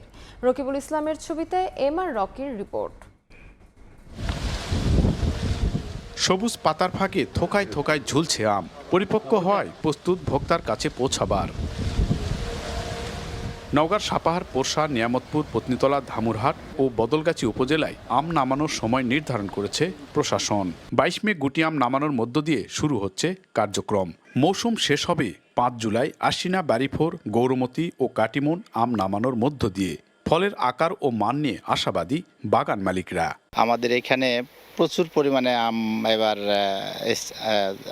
ধরেছে। এবার প্রোডাকশন আমাদের খুব ভালো আছে। 1 মাস পর আমাদের আম বেচা কেনা শুরু হবে। কোনো কৃষক যেন অপরিপক্ক আম পাড়তে না পারে এবং এটা হারভেস্ট করতে না পারে, এই জন্য আমরা প্রতিনিয়ত এই কৃষকের পাশাপাশি পরামর্শ দিয়েছি। সঠিক বাজার ব্যবস্থাপনা নিশ্চিতে ব্যবসায়ী ও বাগান মালিকদের সঙ্গে কয়েক দফা বৈঠক করেছে জেলা প্রশাসন। অপরিপক্ক আম বাজারজাত রোধে কঠোর নজরদারির কথা জানায় কৃষি বিভাগ। গুটি আম, সেটা আম সংগ্রহ শুরু তারিখ 22 মে, গোপাল ভোগ সেটা 30 মে, খিরসাপাত বা হিমসাগর আম সেটা 2 জুন। ব্যবসায়ীদের তথ্যমতে চলতি মৌসুমে এরই মধ্যে প্রায় 1,500 মেট্রিক টন আম রপ্তানির অর্ডার এসেছে। জেলা কৃষি বিভাগ বলছে চলতি মৌসুমে 31,500 হেক্টর জমিতে 4,50,000 মেট্রিক টন আম উৎপাদনের লক্ষ্যমাত্রা ধরা হয়েছে, যার বাজার দর ধরা হয়েছে প্রায় 2,500 কোটি টাকা। নওগাঁর নিয়ামতপুর আমবাগান থেকে MR রকি, সময় সংবাদ। পাবনায় এক সপ্তাহ পর থেকে বাজারে উঠতে শুরু করবে লিচু। চলতি মাসের শেষের দিকে বাজারে আসবে চায়না 3 ও বোম্বে জাতের লিচু। শেষ মুহূর্তে বাগান পরিচর্যায় ব্যস্ত সময় পার করছেন বাগানীরা। এবছর জেলায় 800 কোটি টাকা লিচুর বাণিজ্যের আশা করছে কৃষি বিভাগ। আসিফ মাহমুদের ছবিতে সবুজ মোল্লার রিপোর্ট। সুমিষ্ট ফল লিচুর ভারে নুয়ে পড়েছে গাছ, শেষ মুহূর্তের পরিচর্যায় ব্যস্ত বাগানীরা। পাবনায় দেশি জাতের লিচু সংগ্রহ শুরু হবে 17 মে থেকে, আর চলতি মাসের শেষে বাজারে আসবে চায়না 3 ও বোম্বে জাত। বাগান মালিকরা বলছেন আবহাওয়া অনুকূলে থাকায় ফলন ভালো হয়েছে, প্রাকৃতিক দুর্যোগ না হলে ভালো দামের আশা তাদের। এই লিচুর জন্য আমরা তাকাইছিলাম, আমরা এখন খুব খুশি। এখন লিচুর পিছনে আমরা ট্রিটমেন্ট করছি। প্রত্যেকটা বাগান মালিকই লাভবান হবে। আরেক বাজার লস খাইছে কৃষক, তার চেয়ে এখন দ্বিগুণ বেশি পাবে। কৃষি বিভাগ বলছে এবছর জেলায় 800 কোটি টাকা লিচু বাণিজ্যের সম্ভাবনা রয়েছে। এবছর আবহাওয়া অনুকূলে থাকায় গত বছরের যে লিচু চাষের ক্ষতির সম্মুখীন হয়েছিল, এবছর ফলন বেশি হয়, আশা করছি যে তারা হাসির মুখ দিবে। কৃষি বিভাগের তথ্য মতে চলতি বছর পাবনায় লিচু উৎপাদনের লক্ষ্যমাত্রা ধরা হয়েছে 35,000 মেট্রিক টন। সবুজ মোল্লা, সময় সংবাদ, পাবনা। গাইবান্ধা সদর সাব রেজিস্ট্রি অফিসে 3 দিন ধরে কলম বিরতিতে দলিল লেখকরা। তাদের দাবি, সচেতন নাগরিক ব্যানারে মানববন্ধনের নামে কর্মক্ষেত্রে তৈরি করা হয়েছে ভীতিকর পরিস্থিতি। এমনকি চাঁদা দাবি করে চালানো হয় হামলা। তবে অভিযোগ মিথ্যা উল্লেখ করে মানববন্ধনকারীদের দাবি, দলিল প্রতি অতিরিক্ত অর্থ আদায় বন্ধ করতে করা হয় প্রতিবাদ। গাইবান্ধা সদর সাব রেজিস্ট্রি অফিসে গত রোববার থেকে 7 দিনের কলম বিরতিতে দলিল লেখকরা। তাদের দাবি, অনিয়ম দুর্নীতির অভিযোগ তুলে সচেতন নাগরিক ব্যানারে মানববন্ধনের নামে তৈরি করা হয় ভীতিকর পরিস্থিতি। এমনকি চাঁদা দাবি করে চালানো হয় হামলা। আব্দুর রৌফ নামের তার সংঘবদ্ধ দল আজকে 3-4 মাসের অধিক সময় থেকে আমার কাছ থেকে টাকা চায়, আমার দলিলের কাছে টাকা চায়, আমার বাড়ি পর্যন্ত গেছে। তারা যা বলতেছে যে আগে বললো যে আমাদের দেন, তারপরে হপ্তাহ দেন, এখনকার প্রত্যেক দলিলে তাদের টাকা দিচ্ছে। সচেতন নাগরিক ব্যানারে মানববন্ধনকারীদের দাবি, দলিল প্রতি অতিরিক্ত অর্থ আদায়ের প্রতিবাদ জানাতেই মানববন্ধন করা হয়। এখানে সরকারি বিধি মোতাবেক যে ট্যাক্স, যে ফিস দেওয়ার প্রয়োজন সেটা তারা দেওয়ার পরেও দলিল লেখকের একটা দাবি সেটাও নেওয়ার পরেও অতিরিক্ত 6 থেকে 10,000 টাকা পর্যন্ত তারা অতিরিক্ত টাকা আদায় করে জিম্মি করে। তবে সরকারি ফির বাইরে জমির ক্রেতা বিক্রেতাদের কাছে দলিল প্রতি 6,000 টাকা অতিরিক্ত আদায়ের বিষয়টি স্বীকার করেন দলিল লেখকরা। জানান, বেতন ভাতা না থাকায় মাস শেষে সমিতিতে জমা থাকা টাকা ভাগ করে নেন তারা। 6-7 টাকা আমরা নেই, পারিশ্রমিকের টাকাটা আমরা 2,000 টাকা করে নেই, 4,000 টাকা করে আমরা জমা রাখি। এই জমাটা মাস শেষে আবার সবার মাঝে বন্টন করা হয়। আমাদের সরকার কোনো পারিশ্রমিক দেয় না, আমরা যা 2 টাকা রোজগার করি দলিল থেকেই করি। সাব রেজিস্ট্রি কার্যালয়ে অফিস খরচের নামে অতিরিক্ত টাকা আদায়েরও অভিযোগ উঠেছে। হেবায় 2,000 টাকা নেওয়া হয় আর 1,200 টাকা নেওয়া হয় কবলায়। এটা অফিস। কবলা দলিলে 360 টাকা নেই, আর যদি হেবা দলিল হয় 800 টাকা নেই। গাইবান্ধা সদর সাব রেজিস্ট্রার অফিসে মাসে গড়ে রেজিস্ট্রি হয় প্রায় 800 দলিল। সম্মানের নামে চাপ সৃষ্টির মাধ্যমে অর্থ আদায় না করতে দলিল লেখকদের প্রতি আহ্বান জানিয়েছেন জেলা রেজিস্ট্রার। আলোচনার সাপেক্ষে পারিশ্রমিক হিসাবে অর্থ প্রদান করেন, তার কিছু অংশ তারা রাখেন এবং বাকি কিছু অংশ তারা দলিল লেখক সংখ্যা এবং তাদের সহযোগীর সংখ্যা অনেক বেশি হয় তাদের মাঝে সেটাই দিয়ে দেয়। তবে সেটা অবশ্যই যৌক্তিক পর্যায়ে এবং বিধিসম্মতভাবে গ্রহণ করা উচিত বলে আমি মনে করি। দলিলের পাতা প্রতি লেখকদের সরকারি বরাদ্দ 15 টাকা। হেদায়েতুল ইসলাম বাবু, সময় সংবাদ, গাইবান্ধা। ভোরের সময় এই ছিল আমার কাছে। পরবর্তী সংবাদগুলো জানাতে যুক্ত হবেন সহকর্মী মনির হোসেন। মামলা, ষড়যন্ত্র ও মব সৃষ্টি করে ডিপ্লোমা প্রকৌশলীদের নিয়োগে বাধা সৃষ্টির অভিযোগ তুলে 4 দফা দাবিতে সংবাদ সম্মেলন করেছেন ডিপ্লোমা প্রকৌশলীরা। মঙ্গলবার সকালে গাজীপুরের ডুয়েট গেটের একটি হলরুমে আয়োজিত সংবাদ সম্মেলনে দ্রুত সময়ে আইনি প্রক্রিয়া সম্পন্ন করে উপসহকারী প্রকৌশলী পদের নিয়োগ সম্পন্ন করার আহ্বান জানান তারা। মব সৃষ্টি ও অভ্যন্তরীণ চাপ সৃষ্টি করে যেসব নিয়োগ বন্ধ রয়েছে সেসব নিয়োগ সম্পন্ন ডিপ্লোমা প্রকৌশলীদের জন্য নতুন অর্গানোগ্রাম প্রণয়ন বন্ধ করা সহ 4 দফা দাবি তুলে ধরেন তারা।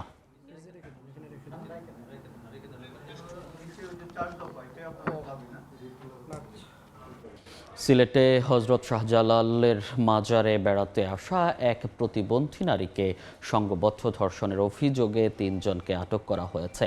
র্যাব জানায়, সাতক্ষীরা থেকে সিলেটে এসে প্রথমে শাহজালাল এবং পরে শাহপরান মাজারে যান তিনি। পরে সেখানে এক বখাটে তাকে বিয়ের প্রস্তাব দেয়। বিভিন্ন প্রতিশ্রুতি দিয়ে কয়েকজনের সহায়তায় লোহারপাড়া এলাকায় নিয়ে ভুক্তভোগী নারীকে সংঘবদ্ধ ধর্ষণ করে পালিয়ে যায় অভিযুক্তরা। পরে ভুক্তভোগী নারী মুঠোফোনে র্যাবের কাছে অভিযোগ করেন। নগরীর বিভিন্ন স্থানে অভিযান চালিয়ে অভিযুক্তদের আটক করা হয়। প্রাথমিক জিজ্ঞাসাবাদে ঘটনার সঙ্গে জড়িত থাকার কথা স্বীকার করেছে তারা।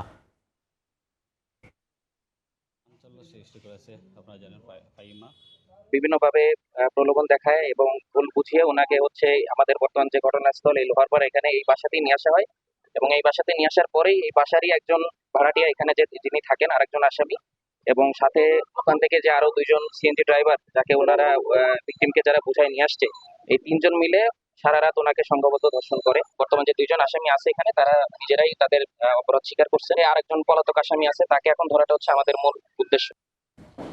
ফেনীতে নির্মাণাধীন ভবনের বালুর নিচ থেকে গৃহবধূর মরদেহ উদ্ধার করা হয়েছে। মঙ্গলবার সন্ধ্যায় সদর উপজেলার সরসরদির চোচনা গ্রামের একটি নির্মাণাধীন বাড়ি থেকে মরদেহটি উদ্ধার করা হয়। পরে ময়নাতদন্তের জন্য পাঠানো হয় ফেনী জেনারেল হাসপাতালে। স্থানীয়রা জানান, নিহত রিনা আক্তারের স্বামী দীর্ঘদিন প্রবাসে থাকেন। পাশেই তাদের নতুন বাড়ির নির্মাণ কাজ চলছিল। বিকেল থেকে রিনা আক্তারকে ঘরে না দেখতে পেয়ে সন্তানরা খোঁজাখুঁজি করতে থাকেন। এক পর্যায়ে পরিবারের সদস্যরা সন্দেহের জেরে বালু সরাতে শুরু করলে উদ্ধার হয় রিনা আক্তারের মরদেহ। পরে ঘরের একটি কক্ষে বালুর নিচে তার মরদেহ দেখে পুলিশে খবর দেওয়া হয়। এই হত্যাকাণ্ড পরিকল্পিত বলে ধারণা পুলিশের। ঘটনার পর থেকে নির্মাণ শ্রমিক সাইফুল পলাতক রয়েছেন। আমার আম্মুকে উনি মাটি দিয়ে বালু ছাড়া দিয়ে ওটা দিয়ে মেন করে রাখছে। প্রতিদিনে ওই বাড়িতে পানি দেওয়ার জন্য যায়, এখন আজকে গেছে আর ফিরিয়ে আসে নাই।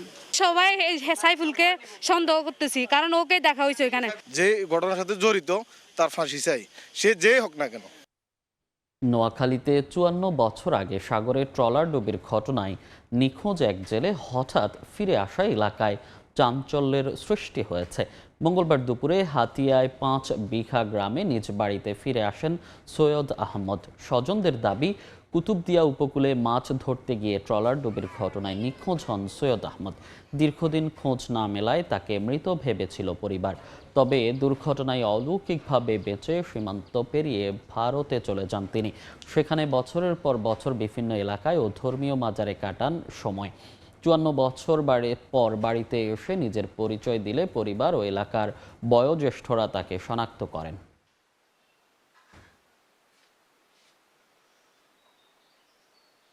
বরিশালে চাকরির প্রলোভনে এক নারীকে আবাসিক হোটেলে রেখে অনৈতিক কাজে লিপ্ত করার অভিযোগে 4 জনকে আটক করা হয়েছে। মঙ্গলবার দুপুরে নগরীর পোর্ট রোডের আবাসিক হোটেল স্বাগতমে অভিযান চালায় পুলিশ। এ সময় হোটেলের একটি কক্ষ থেকে ওই নারীকে উদ্ধার করা হয়। পুলিশ জানায়, 3 দিন ধরে ওই নারীকে হোটেল রুমে আটকে রেখে অনৈতিক কাজে বাধ্য করে ম্যানেজার সবুজ। পরে ওই নারীর অভিযোগের প্রেক্ষিতে 4 জনকে আটক করা হয়। এদিকে আটককৃতদের বরিশাল কোতোয়ালি মডেল থানায় হস্তান্তরের প্রক্রিয়া চলছে।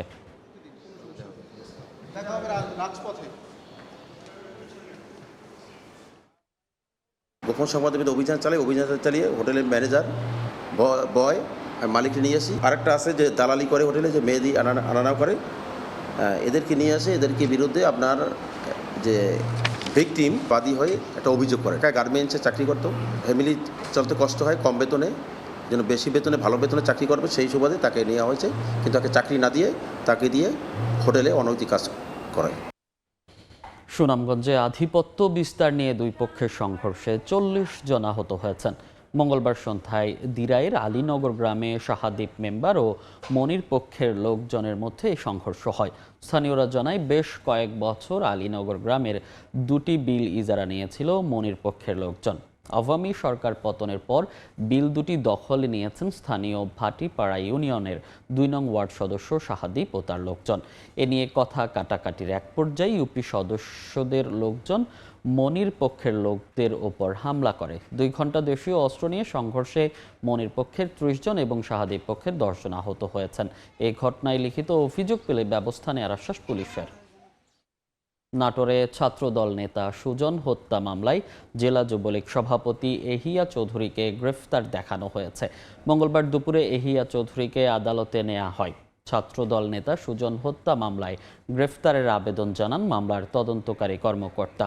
শুনানি শেষে হত্যা মামলায় এহিয়াকে গ্রেফতার দেখিয়ে কারাগারে পাঠানোর নির্দেশ দেন অতিরিক্ত chief judicial magistrate Mohammad Faisal Tareq. আদালত সূত্রে জানা যায় 2013 সালের 13 ডিসেম্বর কানাইখালী এলাকায় ছাত্রদল যুবদল নেতাকর্মীদের লক্ষ্য করে গুলি চালায় যুবলীগ ছাত্রলীগ নেতাকর্মীরা। গুলিবিদ্ধ হয়ে প্রাণ হারান তৎকালীন পৌর ছাত্রদলের যুগ্ম সম্পাদক সুজন।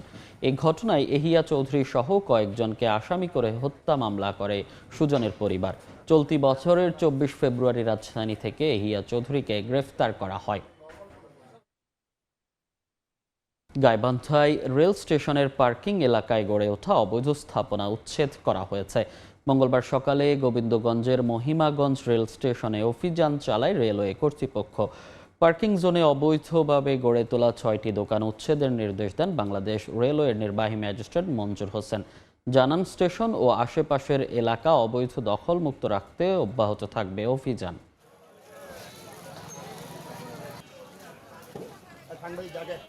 নারায়ণগঞ্জের ফতুল্লা একটি পোশাক কারখানায় এক কর্মকর্তার রহস্যজনক মৃত্যু হয়েছে। মঙ্গলবার দুপুরে পশ্চিম মাসদাইর এলাকায় ফারিয়া নিট টেক্সটাইল নামে কারখানায় সুতার গুদামের ভেতর থেকে ঝুলন্ত অবস্থায় মরদেহ উদ্ধার করে পুলিশ। এ খবর ছড়িয়ে পড়লে হত্যার অভিযোগ তুলে বিক্ষোভ করেন শ্রমিকরা। খবর পেয়ে ফতুল্লা থানা ও শিল্প পুলিশ ঘটনাস্থলে পৌঁছে পরিস্থিতি নিয়ন্ত্রণে আনে। তবে বিষয়টি আত্মহত্যা বলে প্রাথমিক ধারণা পুলিশের।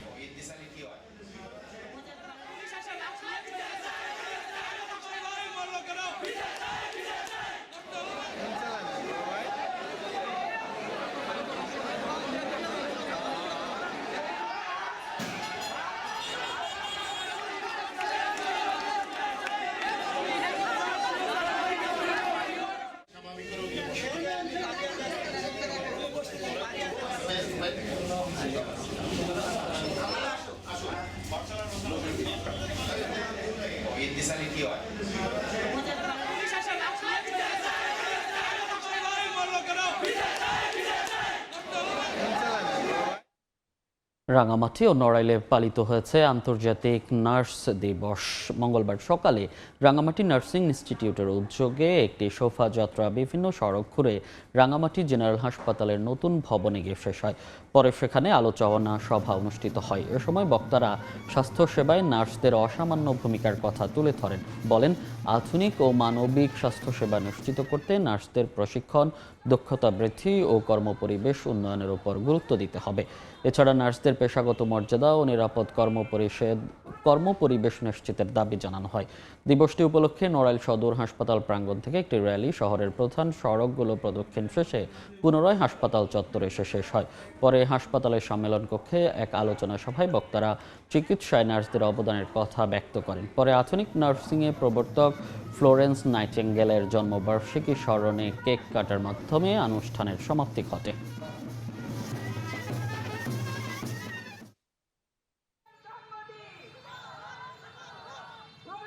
লেবাননে আবারও ভয়াবহ হামলা চালিয়েছে ইসরায়েল। লেবাননের দক্ষিণাঞ্চলে বিমান হামলায় অন্তত 6 জন নিহত হয়েছেন। এর মধ্যেই বেকা উপত্যকা ও দক্ষিণ লেবাননের একাধিক শহর খালি করার নির্দেশ দেয় ইসরায়েলি সেনাবাহিনী। জবাবে লেবানন সীমান্তের কাছে হিজবুল্লাহ ড্রোন হামলায় ইসরায়েলের উত্তরাঞ্চলে আগুন লাগার খবর দিয়েছে ইসরায়েলি সেনাবাহিনী। এদিকে ওয়াশিংটনে বৃহস্পতিবার ও শুক্রবার ইসরায়েল লেবানন বৈঠকের কথা রয়েছে। এপ্রিলের যুদ্ধবিরতির পরও প্রায় প্রতিদিনই লেবাননে হামলা চালাচ্ছে ইসরায়েল। লেবাননের দক্ষিণাঞ্চলের কফার দৌনিন এলাকায় একটি বাড়িতে বিমান হামলায় বেশ কয়েকজন নিহত হয়েছেন। আহতদের উপকূলীয় শহর টাইরের হাসপাতালে নেওয়া হয়েছে। তেল আবিব দাবি করেছে মধ্য এপ্রিল থেকে এখন পর্যন্ত লেবাননে 1100-র বেশি স্থাপনায় হামলা চালিয়েছে তারা। লেবাননের স্বাস্থ্য মন্ত্রণালয়ের তথ্য বলছে যুদ্ধবিরতির সময়ই নিহত হয়েছেন অন্তত 380 জন।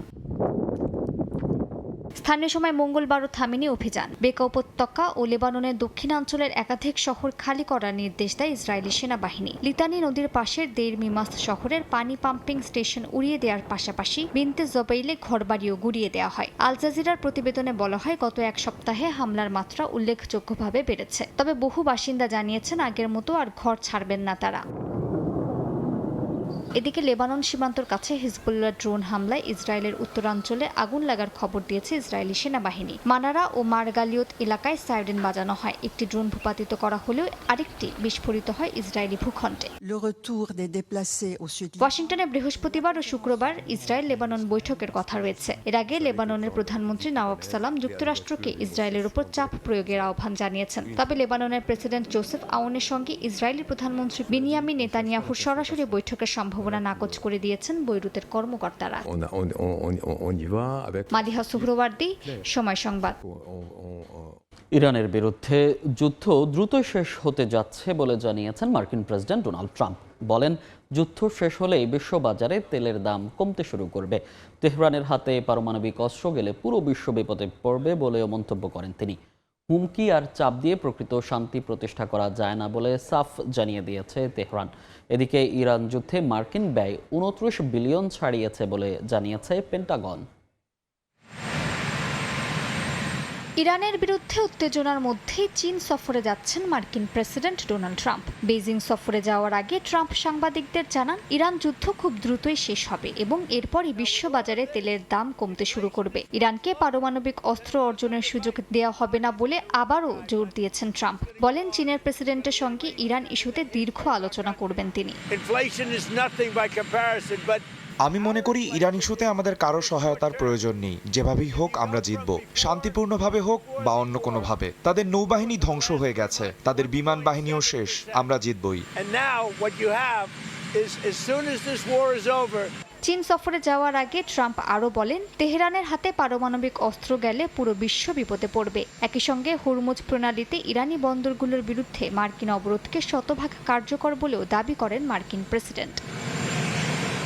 ইরানের উপপররাষ্ট্রমন্ত্রী কাজেম গারিবাবাদী হুঁশিয়ারি দিয়ে বলেন, হুমকি আর চাপ দিয়ে প্রকৃত শান্তি প্রতিষ্ঠা করা যায় না। তিনি বলেন, তেহরানের প্রস্তাব কোনো আত্মসমর্পণের চিঠি নয়, বরং জাতিসংঘ সনদের সঙ্গে সামঞ্জস্যপূর্ণ একটি টেকসই সমাধানের ন্যূনতম ভিত্তি। একই সঙ্গে ইরানের পররাষ্ট্র মন্ত্রণালয়ের মুখপাত্র ইসমাইল বাঘি দাবি করেন, যুক্তরাষ্ট্র সর্বোচ্চ চাপের নীতি নিয়ে এগোচ্ছে এবং তেহরানের উপর নিজেদের ইচ্ছা চাপিয়ে দিতে চাইছে। এদিকে পাকিস্তানের পররাষ্ট্রমন্ত্রী ইসহাকাদার চীনের পররাষ্ট্রমন্ত্রী ওয়াং ইর সঙ্গে ফোনালাপে ইরান যুক্তরাষ্ট্র উত্তেজনা নিরসনে ইসলামাবাদের মধ্যস্থতার বিষয়টি তুলে ধরেছেন। চীন পাকিস্তানের এই ভূমিকাকে সমর্থন জানিয়েছে। তুরস্কের পররাষ্ট্রমন্ত্রী হাকান ফিদানও বলেছেন, আঙ্কারার সবচেয়ে বড় অগ্রাধিকার এখন যুদ্ধবিরতি টিকিয়ে রাখা, কারণ নতুন করে যুদ্ধ শুরু হলে বিশ্ব অর্থনীতি ও জ্বালানি নিরাপত্তা আরও বড় সংকটে পড়বে। অন্যদিকে কুয়েত অভিযোগ করেছে, ইরানের ইসলামিক রেভলিউশনারি গার্ড বাহিনী বা আইআরজিসির সদস্যরা দেশটিতে অনুপ্রবেশ করে বৈরী কর্মকাণ্ড চালানোর চেষ্টা করেছিল। এই ঘটনায় ইরানের রাষ্ট্রদূতকে তলব করে কড়া প্রতিবাদ জানিয়েছে কুয়েত। একই অভিযোগে নিন্দা জানিয়েছে কাতারও। মালিহা সুহরওয়ার্দী, সময় সংবাদ।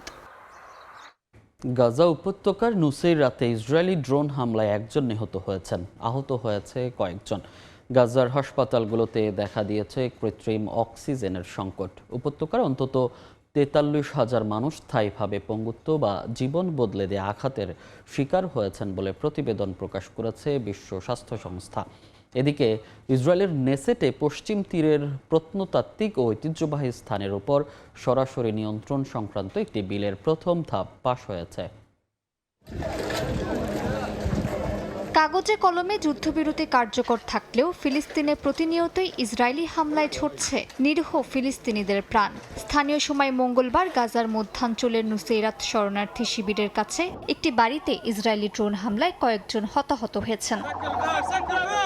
এর মধ্যে জাতিসংঘের শিশু অধিকার বিষয়ক সংস্থা ইউনিসেফ জানিয়েছে, 2025 সালের জানুয়ারি থেকে এখন পর্যন্ত ফিলিস্তিনের পশ্চিম তীর ও পূর্ব জেরুজালেমে নিহত হয়েছে অন্তত 70 শিশু, আহত হয়েছে 8 শতাধিক। নিহত শিশুদের 93% ইসরায়েলি বাহিনীর অভিযানে প্রাণ হারিয়েছে। এছাড়া বসতি স্থাপনকারীদের হামলা, অবিস্ফোরিত গোলা কিংবা ফিলিস্তিনি বাহিনীর ভুল আঘাতেও কিছু শিশু নিহত হয়েছে। এদিকে গাজা উপত্যকার খান ইউনিসে নাসের মেডিকেল কমপ্লেক্সে ফুরিয়ে যাচ্ছে কৃত্রিম অক্সিজেন। হাসপাতালের প্রধান অক্সিজেন উৎপাদন কেন্দ্রটি বিকল হয়ে গেছে। বিকল্প কেন্দ্রটিও চলছে সীমিত সক্ষমতায়। চিকিৎসকরা জানান, অক্সিজেন সরবরাহ বন্ধ হয়ে গেলে সেটি হবে শত শত রোগীর মৃত্যুদণ্ডের সমান। 34টি অক্সিজেন স্টেশনের মধ্যে ধ্বংস হয়েছে 25টি। বিশ্ব স্বাস্থ্য সংস্থার এক প্রতিবেদন অনুযায়ী 2023 সালের অক্টোবর থেকে গাজায় আহত 1,72,000 মানুষের মধ্যে অন্তত 43,000 মানুষ স্থায়ীভাবে পঙ্গুত্ব বা জীবন বদলে দেয়া আঘাতের শিকার হয়েছেন। এদের মধ্যে প্রায় 10,000ই শিশু। কারো হাত নেই, কারো পা, কেউ হারিয়েছে চলাফেরার ক্ষমতা। কিন্তু পুনর্বাসনের জন্য প্রয়োজনীয় হুইলচেয়ার, কৃত্রিম অঙ্গ বা চিকিৎসা সরঞ্জাম সহ কোনো কিছুই পর্যাপ্তভাবে ঢুকতে পারছে না গাজায়। পশ্চিম তীরে এবার প্রত্নতাত্ত্বিক ও ঐতিহ্যবাহী স্থানের ওপর সরাসরি নিয়ন্ত্রণ নিতে যাচ্ছে ইসরায়েল। এই সংক্রান্ত একটি বিলের প্রথম ধাপ পাশ করেছে দেশটির পার্লামেন্ট নেসেট। নতুন বিল অনুযায়ী দেশটির ঐতিহ্য মন্ত্রণালয়ের অধীনে একটি বিশেষ কর্তৃপক্ষ গঠনের প্রস্তাব করা হয়েছে। বিলটি কার্যকর হলে ওই সংস্থা খনন কাজ, উন্নয়ন ও স্থাপনা ব্যবস্থাপনার পাশাপাশি প্রয়োজন হলে জমি অধিগ্রহণের ক্ষমতাও পাবে। তবে আইন হিসেবে কার্যকর হতে বিলটির আরও 2 দফা অনুমোদন প্রয়োজন। মালিহা সুহরওয়ার্দী, সময় সংবাদ। যুক্তরাষ্ট্রের প্রেসিডেন্ট ডোনাল্ড ট্রাম্পকে ঘিরে একের পর এক হামলার ঘটনায় নতুন বিতর্ক শুরু হয়েছে। অনেক মার্কিন মনে করেন এসব হামলা সাজানো নাটক। জরিপ বলছে রাজনৈতিক বিভাজনের সঙ্গে সঙ্গে বাড়ছে সরকার ও গণমাধ্যমের প্রতি অবিশ্বাসও। 2024 সালে যুক্তরাষ্ট্রের প্রেসিডেন্ট ডোনাল্ড ট্রাম্পকে ঘিরে অন্তত 2টি হামলার ঘটনা ঘটে। প্রথমটি ছিল পেনসিলভেনিয়ার বাটলারে এক জনসভায়, দ্বিতীয়টি ফ্লোরিডার ওয়েস্ট পাম বিচে ট্রাম্প ইন্টারন্যাশনাল গলফ ক্লাবে। এরপরই গেল এপ্রিলে হোয়াইট হাউস করেসপন্ডেন্স ডিনারের গুলিবর্ষণ। সব ঘটনাই আলোচনায় আসে। অনেক মার্কিনের ধারণা এসব হামলা সাজানো নাটক। সংবাদ মাধ্যমের নির্ভরযোগ্যতা যাচাইকারী প্রতিষ্ঠান নিউজ গার্ডের জরিপ অনুযায়ী বাটলারের হামলাকে সাজানো মনে করেন 24% মার্কিন। ডেমোক্র্যাট সমর্থকদের মধ্যে এই বিশ্বাসের হার 42%, যেখানে রিপাবলিকানদের মধ্যে মাত্র 7%। একইভাবে গলফ ক্লাব হামলাকে ভুয়া মনে করেন 16% নাগরিক। এতে স্পষ্ট হচ্ছে একই ঘটনার ব্যাখ্যায় রাজনৈতিক অবস্থান বড় প্রভাব ফেলছে। ওয়াশিংটনে হিলটন হোটেলে হামলার পরপরই সামাজিক মাধ্যমে ছড়িয়ে পড়ে নানা ষড়যন্ত্র তত্ত্ব। অনেক পোস্টে দাবি করা হয় ট্রাম্প প্রশাসন জনসমর্থন বাড়াতে নিজেরাই হামলার নাটক সাজিয়েছে। তবে এসব অভিযোগ সরাসরি প্রত্যাখ্যান করেছে হোয়াইট হাউস। যারা এমনটি বিশ্বাস করেন তাদের বোকা বলেও আখ্যা দেন মুখপাত্র ডেভিস এঙ্গল। বিশেষজ্ঞরা বলছেন এই ফলাফল সরকার ও গণমাধ্যমের প্রতি মানুষের গভীর অবিশ্বাসের প্রতিফলন। তাদের মতে সামাজিক মাধ্যমে যাচাইহীন তথ্য দ্রুত ছড়িয়ে পড়ায় বাস্তবতা ও ষড়যন্ত্র তত্ত্বের সীমারেখা ঝাপসা হয়ে যাচ্ছে। যুক্তরাষ্ট্রের রাজনৈতিক পরিবেশকে এখন অনেকটা রিয়েলিটি টিভি শো এর সাথে তুলনা করছেন অনেকে। শিউলি রোসা, সময় সংবাদ। ভারতের বিধানসভা নির্বাচনে 2 রাজ্যে রাজনীতির 2 বিপরীত মেরু। পশ্চিমবঙ্গে নিরঙ্কুশ সংখ্যাগরিষ্ঠতা নিয়ে ক্ষমতা দখল করেছেন বিজেপির শুভেন্দু অধিকারী, যার বিজয় ভাষণে ছিল কট্টর হিন্দুত্ব ও অনুপ্রবেশ বিরোধী কড়া বার্তা। অন্যদিকে তামিলনাড়ুর মসনদে বসেছেন অভিনেতা থেকে জননেতা হওয়া থলপতি বিজয়, যিনি শপথ নিয়েই ঘোষণা করেছেন ধর্মনিরপেক্ষতা ও সামাজিক ন্যায় বিচারের নতুন এক যুগের। আদর্শের এই 2 ভিন্ন ধারা এখন ভারতের জাতীয় রাজনীতির আলোচনার মূল কেন্দ্রবিন্দু। আমি শুভেন্দু অধিকারী சி ஜோசப் விஜய் எனும் நான் இந்திய அரசியல் அமைப்பின்பால்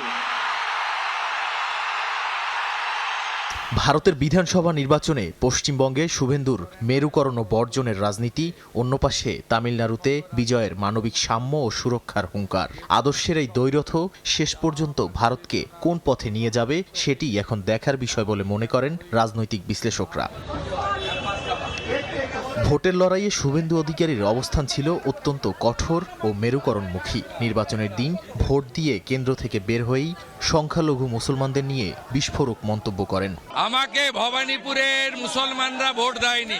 শপথ নেয়ার পর তার সেই সুর আরও কঠোর হয়। বিজয়ী ভাষণে তিনি একে সনাতনী শক্তির জয় বলে অভিহিত করেন। অনুপ্রবেশকারী শনাক্ত করতে দ্রুত জনগণনা শুরুর ঘোষণা দিয়ে রাজ্যে এক গভীর সাম্প্রদায়িক বিভাজনের রেখা টেনে দেন।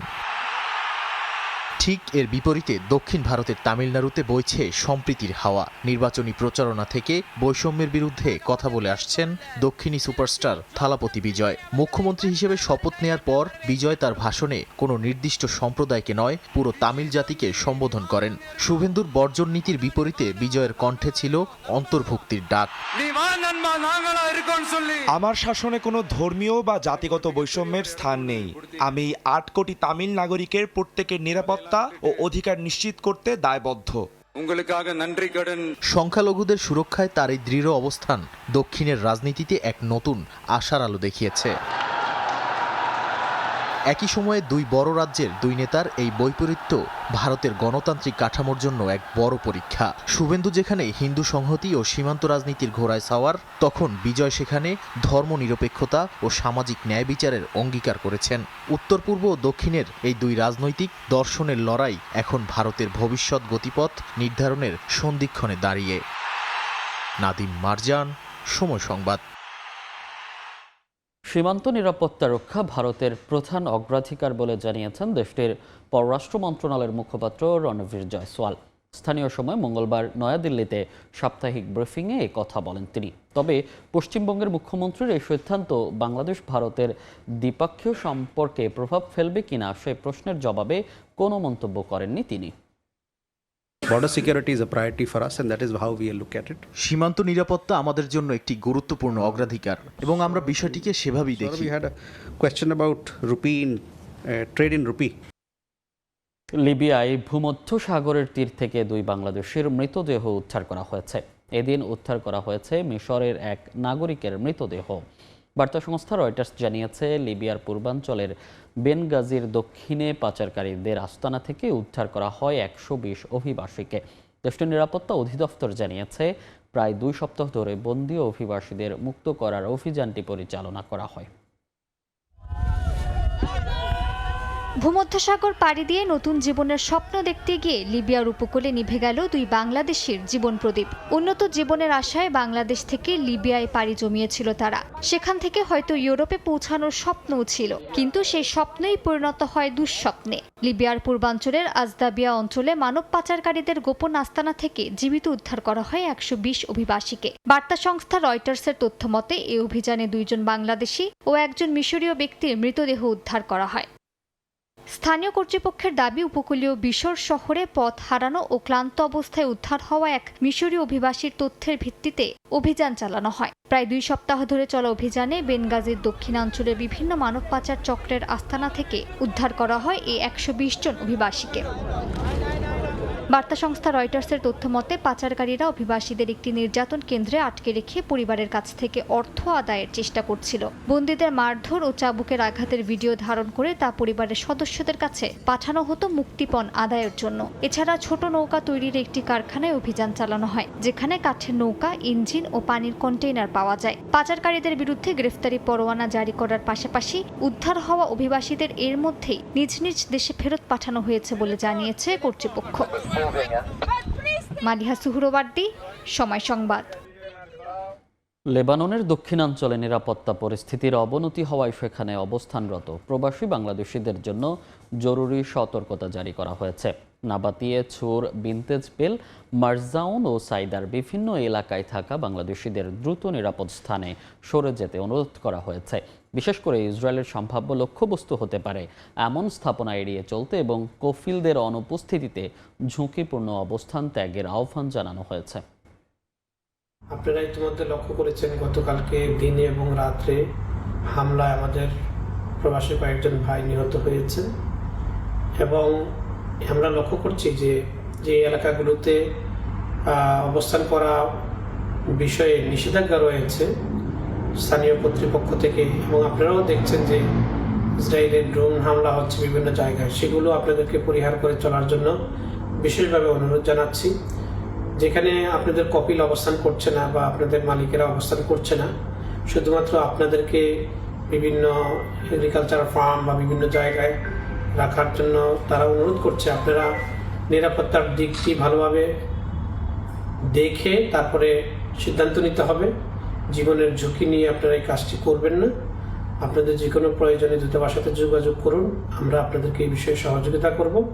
ঝুঁকিপূর্ণ এসব এলাকাগুলো বিশেষ করে মারজায়ুন, সোর, নাবাতিয়ে ডিস্ট্রিক্টের বিভিন্ন গ্রামাঞ্চলগুলোতে আপনারা অবস্থান পরিহার করুন। তুলনামূলকভাবে আপনারা নিরাপদ জায়গায় আসুন। যুক্তরাষ্ট্রে বন্দুক হামলায় নিহত এক ব্যক্তির পরিবার এবার চ্যাট জিপিটি নির্মাতা ওপেন এআই এর বিরুদ্ধে মামলা করেছে। গেল বছরের এপ্রিলে ফ্লোরিডা স্টেট ইউনিভার্সিটিতে বন্দুক হামলায় নিহত 2 ব্যক্তি। তদন্তে উঠে আসে অভিযুক্ত শিক্ষার্থী হামলার আগে চ্যাট জিপিটির কাছে জানতে চেয়েছিল ক্যাম্পাসের কোন সময় ও স্থান সবচেয়ে বেশি ভিড় থাকে এবং কী ধরনের অস্ত্র ও গুলি ব্যবহার করলে প্রাণহানি বাড়তে পারে। এমনকি শিশু জড়িত থাকলে হামলা গণমাধ্যমের বেশি মনোযোগ পায় বলেও তাকে জানানো হয়েছিল বলে দাবি কর্তৃপক্ষের। এ ঘটনায় নিহত একজনের স্ত্রী ফেডারেল আদালতে ওপেন এআই এর বিরুদ্ধে মামলা করেছেন। তার অভিযোগ, সহিংসতার ঝুঁকি শনাক্তে প্রয়োজনীয় নিরাপত্তা ব্যবস্থা রাখেনি কোম্পানিটি, যদিও ওপেন এআই সব অভিযোগ অস্বীকার করেছে। প্রাকৃতিক দুর্যোগে বিপর্যস্ত দক্ষিণ আফ্রিকার কয়েকটি প্রদেশ। প্রচণ্ড শীতের পাশাপাশি দিনভর বৃষ্টি আর ঝড়ো হাওয়ায় ভোগান্তিতে স্থানীয় বাসিন্দারা। বৈরী আবহাওয়ায় বাইরে চলাচলে আবহাওয়া অধিদপ্তরের সতর্কবার্তা থাকায় বেচা বিক্রি কমে যাওয়ায় আর্থিক ক্ষতির মুখে পড়েছেন দেশটিতে বসবাসরত প্রবাসী বাংলাদেশিরাও। বিস্তারিত মিজানুর রহমান রাসেলের রিপোর্ট। প্রাকৃতিক দুর্যোগে অচল হয়ে পড়েছে দক্ষিণ আফ্রিকার কয়েকটি প্রদেশ। কয়েকদিনের অবিরাম বৃষ্টিতে পানিতে তলিয়ে গেছে বিভিন্ন সড়ক, ব্যাহত হচ্ছে যান চলাচল। টানা বৃষ্টিতে বিঘ্নিত হচ্ছে নাগরিকদের স্বাভাবিক জীবনযাপন। চরম দুর্ভোগে পড়েছেন লাখো মানুষ। দুর্ভোগ লাঘবে প্রচেষ্টা চালিয়ে যাচ্ছে দেশটির প্রশাসন। মুষলধারে বৃষ্টির পাশাপাশি প্রবল ঝড়ো বাতাস ও কনকনে ঠান্ডায় ঘরবন্দি নাগরিক জীবন। খারাপ আবহাওয়ায় বাইরে বের হতে না পারায় ক্রেতা শূন্য ব্যবসা প্রতিষ্ঠান। ফলে আর্থিক ক্ষতির সম্মুখীন হচ্ছেন দেশটিতে বসবাসরত প্রবাসী বাংলাদেশি ব্যবসায়ীরা। মানুষ বাইরে বেরোতে পারছে না, এর জন্য ব্যবসা বাণিজ্য অনেক খারাপ চলতেছে। ফরেনার কাস্টমার যা আমাদের আশা থাকে ওরাও আসতে পারতেছে না, যার জন্য আমাদের ব্যবসা বাণিজ্য অনেকটাই মন্দা চলতেছে। বৈরী আবহাওয়া আরও কয়েকদিন অব্যাহত থাকবে বলে জানিয়েছে দেশটির আবহাওয়া অধিদপ্তর। একই সঙ্গে নাগরিকদের বাইরে চলাচলও জারি করা হয়েছে সতর্কতা। মিজানুর রহমান রাসেল, সময় সংবাদ, দক্ষিণ আফ্রিকা। এমন একটা জয়ের পর প্রশংসায় ভাসবেন ক্যাপ্টেন, সেটাই স্বাভাবিক। কিন্তু ম্যাচ পরবর্তী সংবাদ সম্মেলনে নিজেকে নিয়ে কোনো উত্তর দিতেই আগ্রহী ছিলেন না নাজমুল হোসেন শান্ত, বরং জয়ের সব কৃতিত্ব দিয়েছেন তাসকিন আর নাহিদ রানাকে। বাউন্সার মারলে আবার বাউন্সার খাইতে হবে, সো আমি হইলে রানাকে বাউন্সার মারতাম না, কারণ আমার ওই শখ নাই অত জোরে বাউন্সার খেলা। এটা নতুন বাংলাদেশ, যেখানে কোনো ভয় ডর নেই, একেবারে সোজা সাপটা হুঁশিয়ারি প্রতিপক্ষের জন্য। ইট মারলে পাটকেল খেতে হবে, কোনো ছাড় দেয়া হবে না। কিন্তু দেশের মাটিতে সাদা পোশাকে প্রথমবার পাকিস্তানকে হারানোর কৃতিত্ব একা নাহিদ রানাকে দিতে নারাজ ক্যাপ্টেন। বোলিং ইউনিটের বাকিদের জন্য ছিল তার এক রাশ প্রশংসা। বিশেষ করে বিরূপ পরিস্থিতিতে তাসকিনের স্পেলটাই জয়ের ভিত্তি করে দিয়েছিল বলে বিশ্বাস শান্তর। পরে যে পথে সাফল্যের মুখ দেখেছেন নাহিদ রানা। তাসকিন স্টার্টটা দিয়েছিল, যেভাবে টির পরে এসে বোলিং শুরু করেছে, ওই 4-5 ওভার স্পেলটা আসলে মোমেন্টামটা আমার দিয়েছে, ফলোড বাই নাহিদ রানা। তো রানার আমরা জানি যে ও কত স্পেশাল এবং কত জোরে বল করে, এবং তার সাথে স্কিলটাও স্লোলি ডেভেলপ হচ্ছে। সো অনেক এনজয় করেছে, এবং অপোনেন্ট যেভাবে ভয় পাচ্ছিল ওর এগেইনস্টে, এটা দেখতে অবশ্যই ভালো লাগে। টেস্ট জয়ের পরও একটা বিষয় প্রশ্ন তুলে দিয়েছিল প্রেস মিটে, চতুর্থ দিনে মুমিনুলের ব্যাটিং। পরিস্থিতি অনুযায়ী আরও একটু দ্রুত উইলোবাজি করতে পারতেন কিনা মিনি, সে প্রশ্ন ছিল শান্তর কাছে। ব্যাটিং কোচ মোহাম্মদ আশরাফুলের মতোই নিজের সতীর্থের পক্ষে ব্যাটিং শান্তর। সোজা জানিয়ে দিলেন ঢাকা টেস্টে দলের প্রয়োজন এবং চাহিদা মেনেই ব্যাটিং করেছেন সবাই। এই টেস্ট ম্যাচে কেউ স্লো ব্যাটিং করেনি, কন্ডিশন এবং অপোনেন্টের স্ট্রেংথ অনুযায়ী আমাদের যেভাবে ব্যাটিং করার দরকার ছিল আমরা এক্স্যাক্টলি ওভাবেই ব্যাটিং করেছি। এই টেস্টে কিংবদন্তিদের তালিকায় নাম লেখানোর সুযোগ পেয়েছিলেন শান্ত। তৃতীয়বারের মতো টেস্টে জোড়া সেঞ্চুরির খুব কাছ থেকে ফিরতে হয় তাকে, কিন্তু এ নিয়ে কোনো আক্ষেপ নেই অধিনায়কের। তিনি বরং বোর্ডের কাছে কয়েকটা দাবি তুলে ধরলেন সতীর্থ পেসার এবং টেস্ট ক্রিকেটারদের জন্য। আমাদের পেস বোলারদেরকে আরেকটু ভালোভাবে মেনটেন করা, ওদেরকে আরো কিভাবে মেনটেন করা যায় এই জিনিসটা আমি বলবো যে ওদের দিকে আরেকটু নজর রাখা। এবং আমার মনে হয় যে যারা পুরো টেস্ট টিমটা আছে বা টেস্ট শুধু খেলে তাদেরকে আরো একটু কিভাবে অপরচুনিটিস দেওয়া যায়, আর একটু কিভাবে ইম্পর্টেন্স দেওয়া যায়। সিলেটের দ্বিতীয় টেস্টের আগে একটা মাইল ফলক হাতছানি দিচ্ছে শান্তকে। লাক্কাতুরায় জয় পেলে মুশফিককে ছাড়িয়ে তিনি হয়ে যাবেন বাংলাদেশের সবচেয়ে বেশি টেস্ট জয়ী অধিনায়ক। নিয়ন মোহাইমিন, সময় সংবাদ, ঢাকা। দেশের মাটিতে প্রথমবার মতো পাকিস্তানের বিপক্ষে টেস্ট জয় উচ্ছ্বসিত মিরপুর শের-ই-বাংলা জাতীয় ক্রিকেট স্টেডিয়ামে খেলা দেখতে আসা সমর্থকরা। শান্তর অধিনায়কত্বের সঙ্গে নাহিদ রানার দুর্দান্ত বোলিংয়ে মুগ্ধ তারা। তবে ওপেনিং জুটিতে পরিবর্তন চান সমর্থকরা। তানজিদ তামিম বা অমিত হাসানের অভিষেকের অপেক্ষায় ক্রিকেট প্রেমীরা। সিলেট টেস্টেও পাকিস্তানের বিপক্ষে এমন দাপুট জয়ে সফরকারীদের হোয়াইট ওয়াশ করবে টাইগাররা, আশা সমর্থকদের। এক্সাইটেড, বাংলাদেশ ফার্স্ট টাইম পাকিস্তানের সাথে দেশের মাটিতে প্রথম টেস্ট জয়লাভ করছে। আসলে অস্ট্রেলিয়া ইংল্যান্ড যখন টেস্ট করতো তো ওই খেলাগুলো দেখতে আকর্ষণ বাড়তো। আজকে খেলাটা উপভোগ করে সেম ওই রকম একটা আনন্দ উৎসব পেয়েছি, আলহামদুলিল্লাহ খুবই খুশি। শান্ত এক কথায় বলতে গেলে অসাধারণ ক্যাপ্টেন্সি, তার ফিল্ডিং সেট আপ, তার ব্যাটিং বলতে গেলে এক কথায় অসাধারণ। আমি একটু আগে একটা উপরে পাকিস্তানি সাংবাদিককে বলতে শুনলাম তার নিজের দেশের নামেই যে এরা কী করবে। তা আমরা ভালো খেলতেছি পাকিস্তানের বিপক্ষে, হলে আমরা চাই এভাবে বিদেশি প্রতিপক্ষের বিপক্ষে আমরা ডমিনেট করে খেলতে চাই আমরা এইভাবে। আমার কাছে মনে হয় ওপেনিং জুড়িটাতে যদি একটু অল্টারনেটিভ অপশন করা যায়, কারণ আমরা অনেক দিন ধরে মাহমুদুল হাসান জয়কে দেখছি, নিঃসন্দেহে উনি ভালো, তবে আমরা অমিত হাসানের ডেবু বা তানজিদ তামিমের ডেবুটা হলে আমার মনে হয় ব্যাটিং সাইডটা আরটু বেটার হবে বলে মনে হয়। লাঞ্চের আগে এভাবে সাহসী সিদ্ধান্ত, আমরা বাসবল ক্রিকেট যেটা বলে ম্যাককালামের মাধ্যমে আসছে, সেটার অনেকটা ফিল পাইছি যে ইংল্যান্ডের মতো একটা সাহসী সিদ্ধান্ত শান্ত ভাই নিয়েছে। বাংলাদেশ যখন এই অল্প রানে ইনিংসটা আর কি ঘোষণা করলো, তখন ভাবছিলাম যে ম্যাচটা আমাদের অনুকূলে নেই। তো আমাদের যে তরুণ উদীয়মান প্লেয়ার নাহিদ রানা তার নৈপুণ্য দেখিয়েছে, ফাইবার পেয়েছে। বিশেষ করে নাহিদ রানার যে ফাইবারটা আজ খুব ভালো লেগেছে।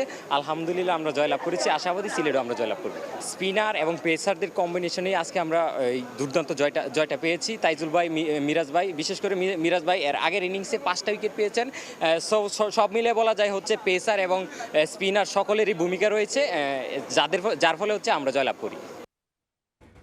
ভারতের জন্য বাংলাদেশের মাটি সবচেয়ে নিরাপদ। আসন্ন দ্বিপাক্ষিক সিরিজে টিম ইন্ডিয়া বাংলাদেশে সফর করলেই ক্রিকেট সম্পর্কে যে টানাপোড়েন সৃষ্টি হয়েছিল তা স্বাভাবিক হয়ে যাবে। ভারতীয় গণমাধ্যমে দেওয়া সাক্ষাৎকারে জানিয়েছেন বিসিবি সভাপতি তামিম ইকবাল। ব্যাটিং রোধে রাষ্ট্রীয় আইন করার ব্যাপারে আইন ও জাতীয় সংসদের স্পিকারের সঙ্গে কথা হয়েছে বলেও জানান তিনি। ইন্ডিয়াতে যেতে চাই না। আমিনুল ইসলাম বুলবুলের বোর্ডের সময় এক কাণ্ডে তোলপাড় হয়েছিল ক্রিকেট বিশ্বে। কর্তাদের সিদ্ধান্তে বিশ্বকাপ মিস করতে হয়েছিল ক্রিকেটারদের, যার প্রেক্ষিতে সম্পর্ক খারাপ হয় আইসিসির সঙ্গে। ক্রিকেটের নিয়ন্ত্রক সংস্থার চেয়ারম্যান ভারতীয় হওয়ায় বিসিসিআইয়ের সঙ্গেও শুরু হয় টানাপোড়েন। বুলবুলের বোর্ডের এমন কর্মকাণ্ডের প্রথম সমালোচনা করেছিলেন তামিম ইকবাল। বিষয়গুলো নিয়ে ভারতীয় গণমাধ্যম ইন্ডিয়ান এক্সপ্রেসে কথা বলেছেন বর্তমান বোর্ড সভাপতি, যে সিদ্ধান্তকে চরম ভুল হিসেবে দেখছেন তিনি। বিশ্বকাপ নিয়ে যখন সমস্যা তৈরি হলো, সম্ভবত আমি প্রথম মুখ খুলেছিলাম। আগের প্রশাসন যেভাবে বিষয়টি সামলেছে তা ঠিক ছিল না। আইসিসি নমনীয় ছিল, সমাধানের পথও ছিল। আমাদের সেটি খুঁজে বের করা উচিত ছিল। আমরা কোনো আলোচনা ছাড়াই একটি বিশ্বকাপ ছেড়ে দিলাম। ওই দলে এমন কিছু খেলোয়াড় থাকতে পারে যারা হয়তো আর কখনো বিশ্বকাপে খেলার সুযোগ পাবে না। ভারতীয় বোর্ডের সঙ্গে বাংলাদেশের সম্পর্কই বা কী পর্যায়ে আছে? দায়িত্ব নিয়ে তামিম কথা বলেছেন কি বিসিসিআই এর প্রধানের সঙ্গে? মুস্তাফিজের যে বিষয় নিয়ে এত বড় ঘটনার জন্ম হলো, সেগুলোর সমাধান কিভাবে হবে? স্থগিত সিরিজেরই বা ভবিষ্যৎ কি? মিথুন মানহাসের সঙ্গে ক্রিকেট খেলেছি। আইপিএলে আমরা একই দলে ছিলাম। তিনি ঢাকা লিগে খেলার জন্য অনেকবার বাংলাদেশে এসেছেন। আমাদের মধ্যে খুব ভালো সম্পর্ক। এই দায়িত্বে আসার পর এখনও তার সঙ্গে বসার সুযোগ হয়নি। এখন দেশের নিরাপত্তা ব্যবস্থা চমৎকার, কোনো সমস্যা বা নিরাপত্তা ঝুঁকি নেই। ভারতের জন্য তা কখনোই ছিল না। ভারত দল যখন এখানে আসে, পুরো স্টেডিয়াম কানায় কানায় পূর্ণ থাকে। মানুষ এই লড়াইটা ভালোবাসে। একটা দ্বিপাক্ষিক সিরিজ দুই পক্ষের সামনে এগিয়ে যাওয়ার দারুণ উপায় হতে পারে। ফিক্সিং ব্যাটিং নিয়ে কঠোর অবস্থানে বর্তমান প্রশাসন। ক্রিকেটের এই বিস্ফোরা রোধে রাষ্ট্রীয় আইনের ব্যাপারে চেষ্টা করছে বিসিবি। বেটিং রোধে রাষ্ট্রীয় আইন করা সম্ভব। জাতীয় সংসদের স্পিকার টেস্ট ম্যাচ দেখতে এসেছিলেন। আমি বিষয়টি তার কাছে উত্থাপন করেছি। আমি ক্রীড়ামন্ত্রী এবং স্বরাষ্ট্রমন্ত্রীর সঙ্গেও কথা বলেছি। আমি শুধু বেটিং নয়, বরং ক্রীড়া দুর্নীতির ওপর একটি আইন চাই। বিসিবির অ্যাকাউন্টে থাকা এফটি শুধু ব্যাংকে রেখে দেওয়ার জন্য নয়, এই অর্থ ক্রিকেট ও ক্রিকেটারদের উন্নয়নে খরচ করতে চান তামিম। তারেক হাসান শিমুল, সময় সংবাদ। ফিফা বিশ্বকাপে না থেকেও থাকছে বাংলাদেশ। 3 উদ্বোধনী আয়োজনের কানাডা অংশে থাকবে বাংলাদেশের সরব উপস্থিতি। বিশ্বমঞ্চে বাংলাদেশকে তুলে ধরবেন বাংলাদেশি আমেরিকান সঙ্গীতশিল্পী সঞ্জয় দেব। বিশ্বকাপের আসরে আমন্ত্রণ পেয়ে প্রথমবার মতো সময় টেলিভিশনের সাথে একান্ত আলাপে এই কথা বলেছেন তিনি। যুক্তরাষ্ট্রের লস অ্যাঞ্জেলেস থেকে লস্কর আল মামুনের রিপোর্ট। সময়ের হিসেবে বাকি 1 মাসেরও কম, এরপরেই পর্দা উঠবে বিশ্বকাপ ফুটবলের 23তম আসরের। বিশ্বকাপ ঘিরে বরাবরই ফুটবল উন্মাদনায় মেতে ওঠেন বাংলাদেশের ফুটবল প্রেমীরা। এবার তাতে যোগ হয়েছে নতুন মাত্রা। ফুটবল বিশ্বকাপের ইতিহাসে এই প্রথম কোনো বাংলাদেশি শিল্পী থাকছেন উদ্বোধনী অনুষ্ঠানে। মঞ্চ মাতাবেন বিশ্বের নামিদামি শিল্পীদের সঙ্গে। কানাডার টরেন্টোর বিএমও ফিল্ডে উদ্বোধনী অনুষ্ঠানে কানাডিয়ান আইকন মাইকেল বুলে এবং অ্যালানিস মরিসেট সহ আরও খ্যাতনামা শিল্পীদের সঙ্গে পারফর্ম করবেন এই বাংলাদেশি বংশোদ্ভূত সঙ্গীত শিল্পী। কয়েকদিন আগেই ফিফা থেকে আনুষ্ঠানিক আমন্ত্রণ পান বাংলাদেশি আমেরিকান তরুণ সঙ্গীত প্রযোজক ও শিল্পী সঞ্জয় দেব, যা কেবল বাংলাদেশ নয়, দক্ষিণ এশীয় অঞ্চলের জন্য এক বিশেষ সম্মান। এ ঘোষণার পরপরই সঞ্জয় হয়ে উঠেছেন বাংলাদেশ তথা বাংলা ভাষাভাষী মানুষদের মধ্যমণি। দেশি বিদেশি গণমাধ্যমের শিরোনাম হন তিনি। নিউ ইয়র্ক টাইমস সহ আন্তর্জাতিক মিডিয়ায় সঞ্জয়কে বিশ্বের অন্যতম জনপ্রিয় দক্ষিণ এশীয় সঙ্গীত শিল্পীদের একজন হিসেবে উল্লেখ করা হয়। I was thinking about my parents and I was just proud of all of us, and I've been working really hard the past few years. And it's just a big moment for everyone. সিলেটের শ্রীমঙ্গলে জন্ম হলেও সঞ্জয়ের বেড়ে ওঠা চট্টগ্রামের লাভলেন এলাকায়। 11 বছর বয়সে মা বাবার হাত ধরে যুক্তরাষ্ট্রের ক্যালিফোর্নিয়ার সিলিকন ভ্যালিতে পাড়ি জমান সঞ্জয়। ছোট ভাইকে নিয়ে বাবা মার সাথে মার্কিন প্রবাস জীবনের শুরুটা কিছুটা কঠিনই ছিল তার। মা মিতা দেবের গানে তবলায় সহযোগিতার মাধ্যমে সঙ্গীতের যাত্রা শুরু সঞ্জয়ের। আমার মা একজন সঙ্গীত শিল্পী আর ওনার সাথে আমি তবলা বাজাতাম because she's a singer and she needed someone to play percussions, so that was my upbringing. আর বাঙালিদের পরিবারে যে কোনো ইভেন্টের nucleus is music and dance and arts, so we're known in the world to be really good at music.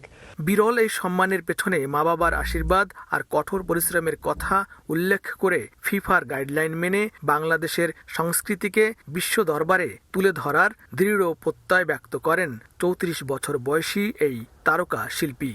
যুক্তরাষ্ট্রের জমকালো উদ্বোধনী অনুষ্ঠান অনুষ্ঠিত হবে এই সোফাই স্টেডিয়ামে। একই দিন কানাডার টরন্টোতে পারফর্ম করবে সঞ্জয় দেব। স্বাগতিক যুক্তরাষ্ট্র প্যারাগুয়ের বিরুদ্ধে তাদের উদ্বোধনী ম্যাচ খেলবে এখানেই।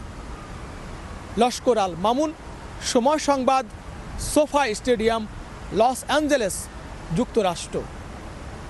বিশ্বকাপের রঙে ধীরে ধীরে রঙিন হচ্ছে কানাডার টরন্টো। এরই মাঝে এক জরিপে ফুটবল বিশ্বকাপের আয়োজক শহরগুলোর মধ্যে সেরা 5-এ জায়গা পেয়েছে টরন্টো।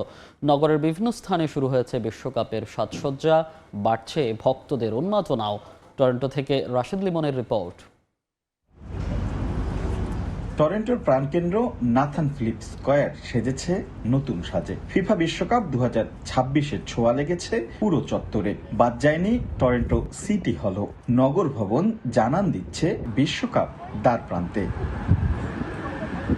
তাই তো বিশ্বকাপকে ঘিরে উন্মাদনা বাড়ছে নগর জুড়ে। বিভিন্ন ভ্রমণ ও ক্রীড়া বিশ্লেষকদের জরিপে বিশ্বকাপের সবচেয়ে আকর্ষণীয় আয়োজক শহর হিসেবে উঠে এসেছে টরন্টোর নাম। তালিকায় আরও আছে New York, Los Angeles, Mexico City ও মায়ামি। বিশ্বকাপের জন্য তারা কিভাবে তাদের সিটিটাকে সাজাচ্ছে এজন্য আমার আশা, আর আমি এই জন্য আসছি ডাউনটাউনে দেখার জন্য। সবাই আসলে অধীর আগ্রহ অপেক্ষা করছে যে কবে আসলে জুনের 11 বা 12 তারিখে স্টার্ট হবে ওই দিনটা আসবে। দিন যতই বাড়ছে উত্তেজনার পারদ বাড়ছে এখানে। শুধু স্টেডিয়াম নয়, বিশ্বকাপ চলাকালে ঐতিহাসিক ফোর্ট ইয়র্ক, দ্য বেন্টওয়ে এলাকাকে the world in a city থিমে সাজানো হবে, যেখানে টরন্টোর বহু সাংস্কৃতিক পরিচয় তুলে ধরা হবে। I feel very excited.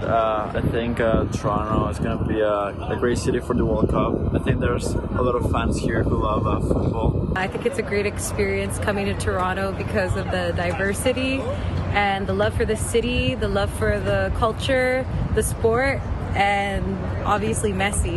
ধারণা করা হচ্ছে ফিফা বিশ্বকাপ চলাকালে শুধু টরন্টোতেই 3 লাখের বেশি আউট অফ টাউন দর্শক ও পর্যটকদের সমাগম ঘটবে।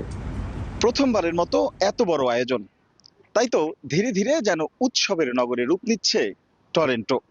আর এই আয়োজনকে স্মরণীয় করে রাখতে নিজেদের উজাড় করে দিচ্ছে নগর কর্তৃপক্ষ। রাশেদ লিমন, সময় সংবাদ, টরন্টো, কানাডা। এ পর্যায়ে শীর্ষ সংবাদগুলো জানিয়ে দিচ্ছি আরেকবার। প্রাথমিক থেকে উচ্চশিক্ষায় নতুন কারিকুলাম সময়ের দাবি। স্কুল থেকেই কারিগরি শিক্ষা চালুর ঘোষণা প্রধানমন্ত্রীর।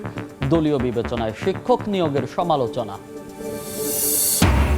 খরচের ভারে চিড়ে চ্যাপ্টা মানুষ, সঞ্চয় ভেঙে চলছে সংসার। বাজেটে স্বস্তি দিতে চায় সরকার। মূল্যস্ফীতি 7.5% নামানোর লক্ষ্য। পণ্যের উৎপাদন ব্যয় কমানোর তাগিদ। আতঙ্ক ছড়াচ্ছে জাপানিজ এনকেফালাইটিস। চট্টগ্রামের শিক্ষিকার মৃত্যুর পর নতুন করে উদ্বেগ। শনাক্তের ব্যবস্থা না থাকায় বিপাকে চিকিৎসক। গবেষণা চলছে জানালেন মেয়র। ঢাকার সড়কে এবার এআই ক্যামেরার নজরদারি। নিয়ম ভাঙলেই স্বয়ংক্রিয় মামলা, জরিমানা। 8টি পয়েন্টে চালু।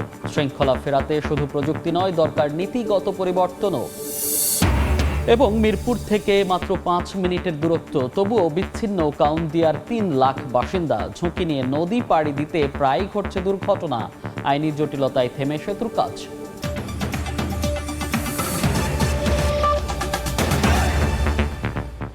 এই ছিল ভোরের সময়। সকালের সময় সঙ্গে থাকবেন সহকর্মী তাজমিলা খান। ধন্যবাদ মনির। সকালের সময় নিয়ে আসছি কিছুক্ষণ পর, সঙ্গে থাকুন সময়ের।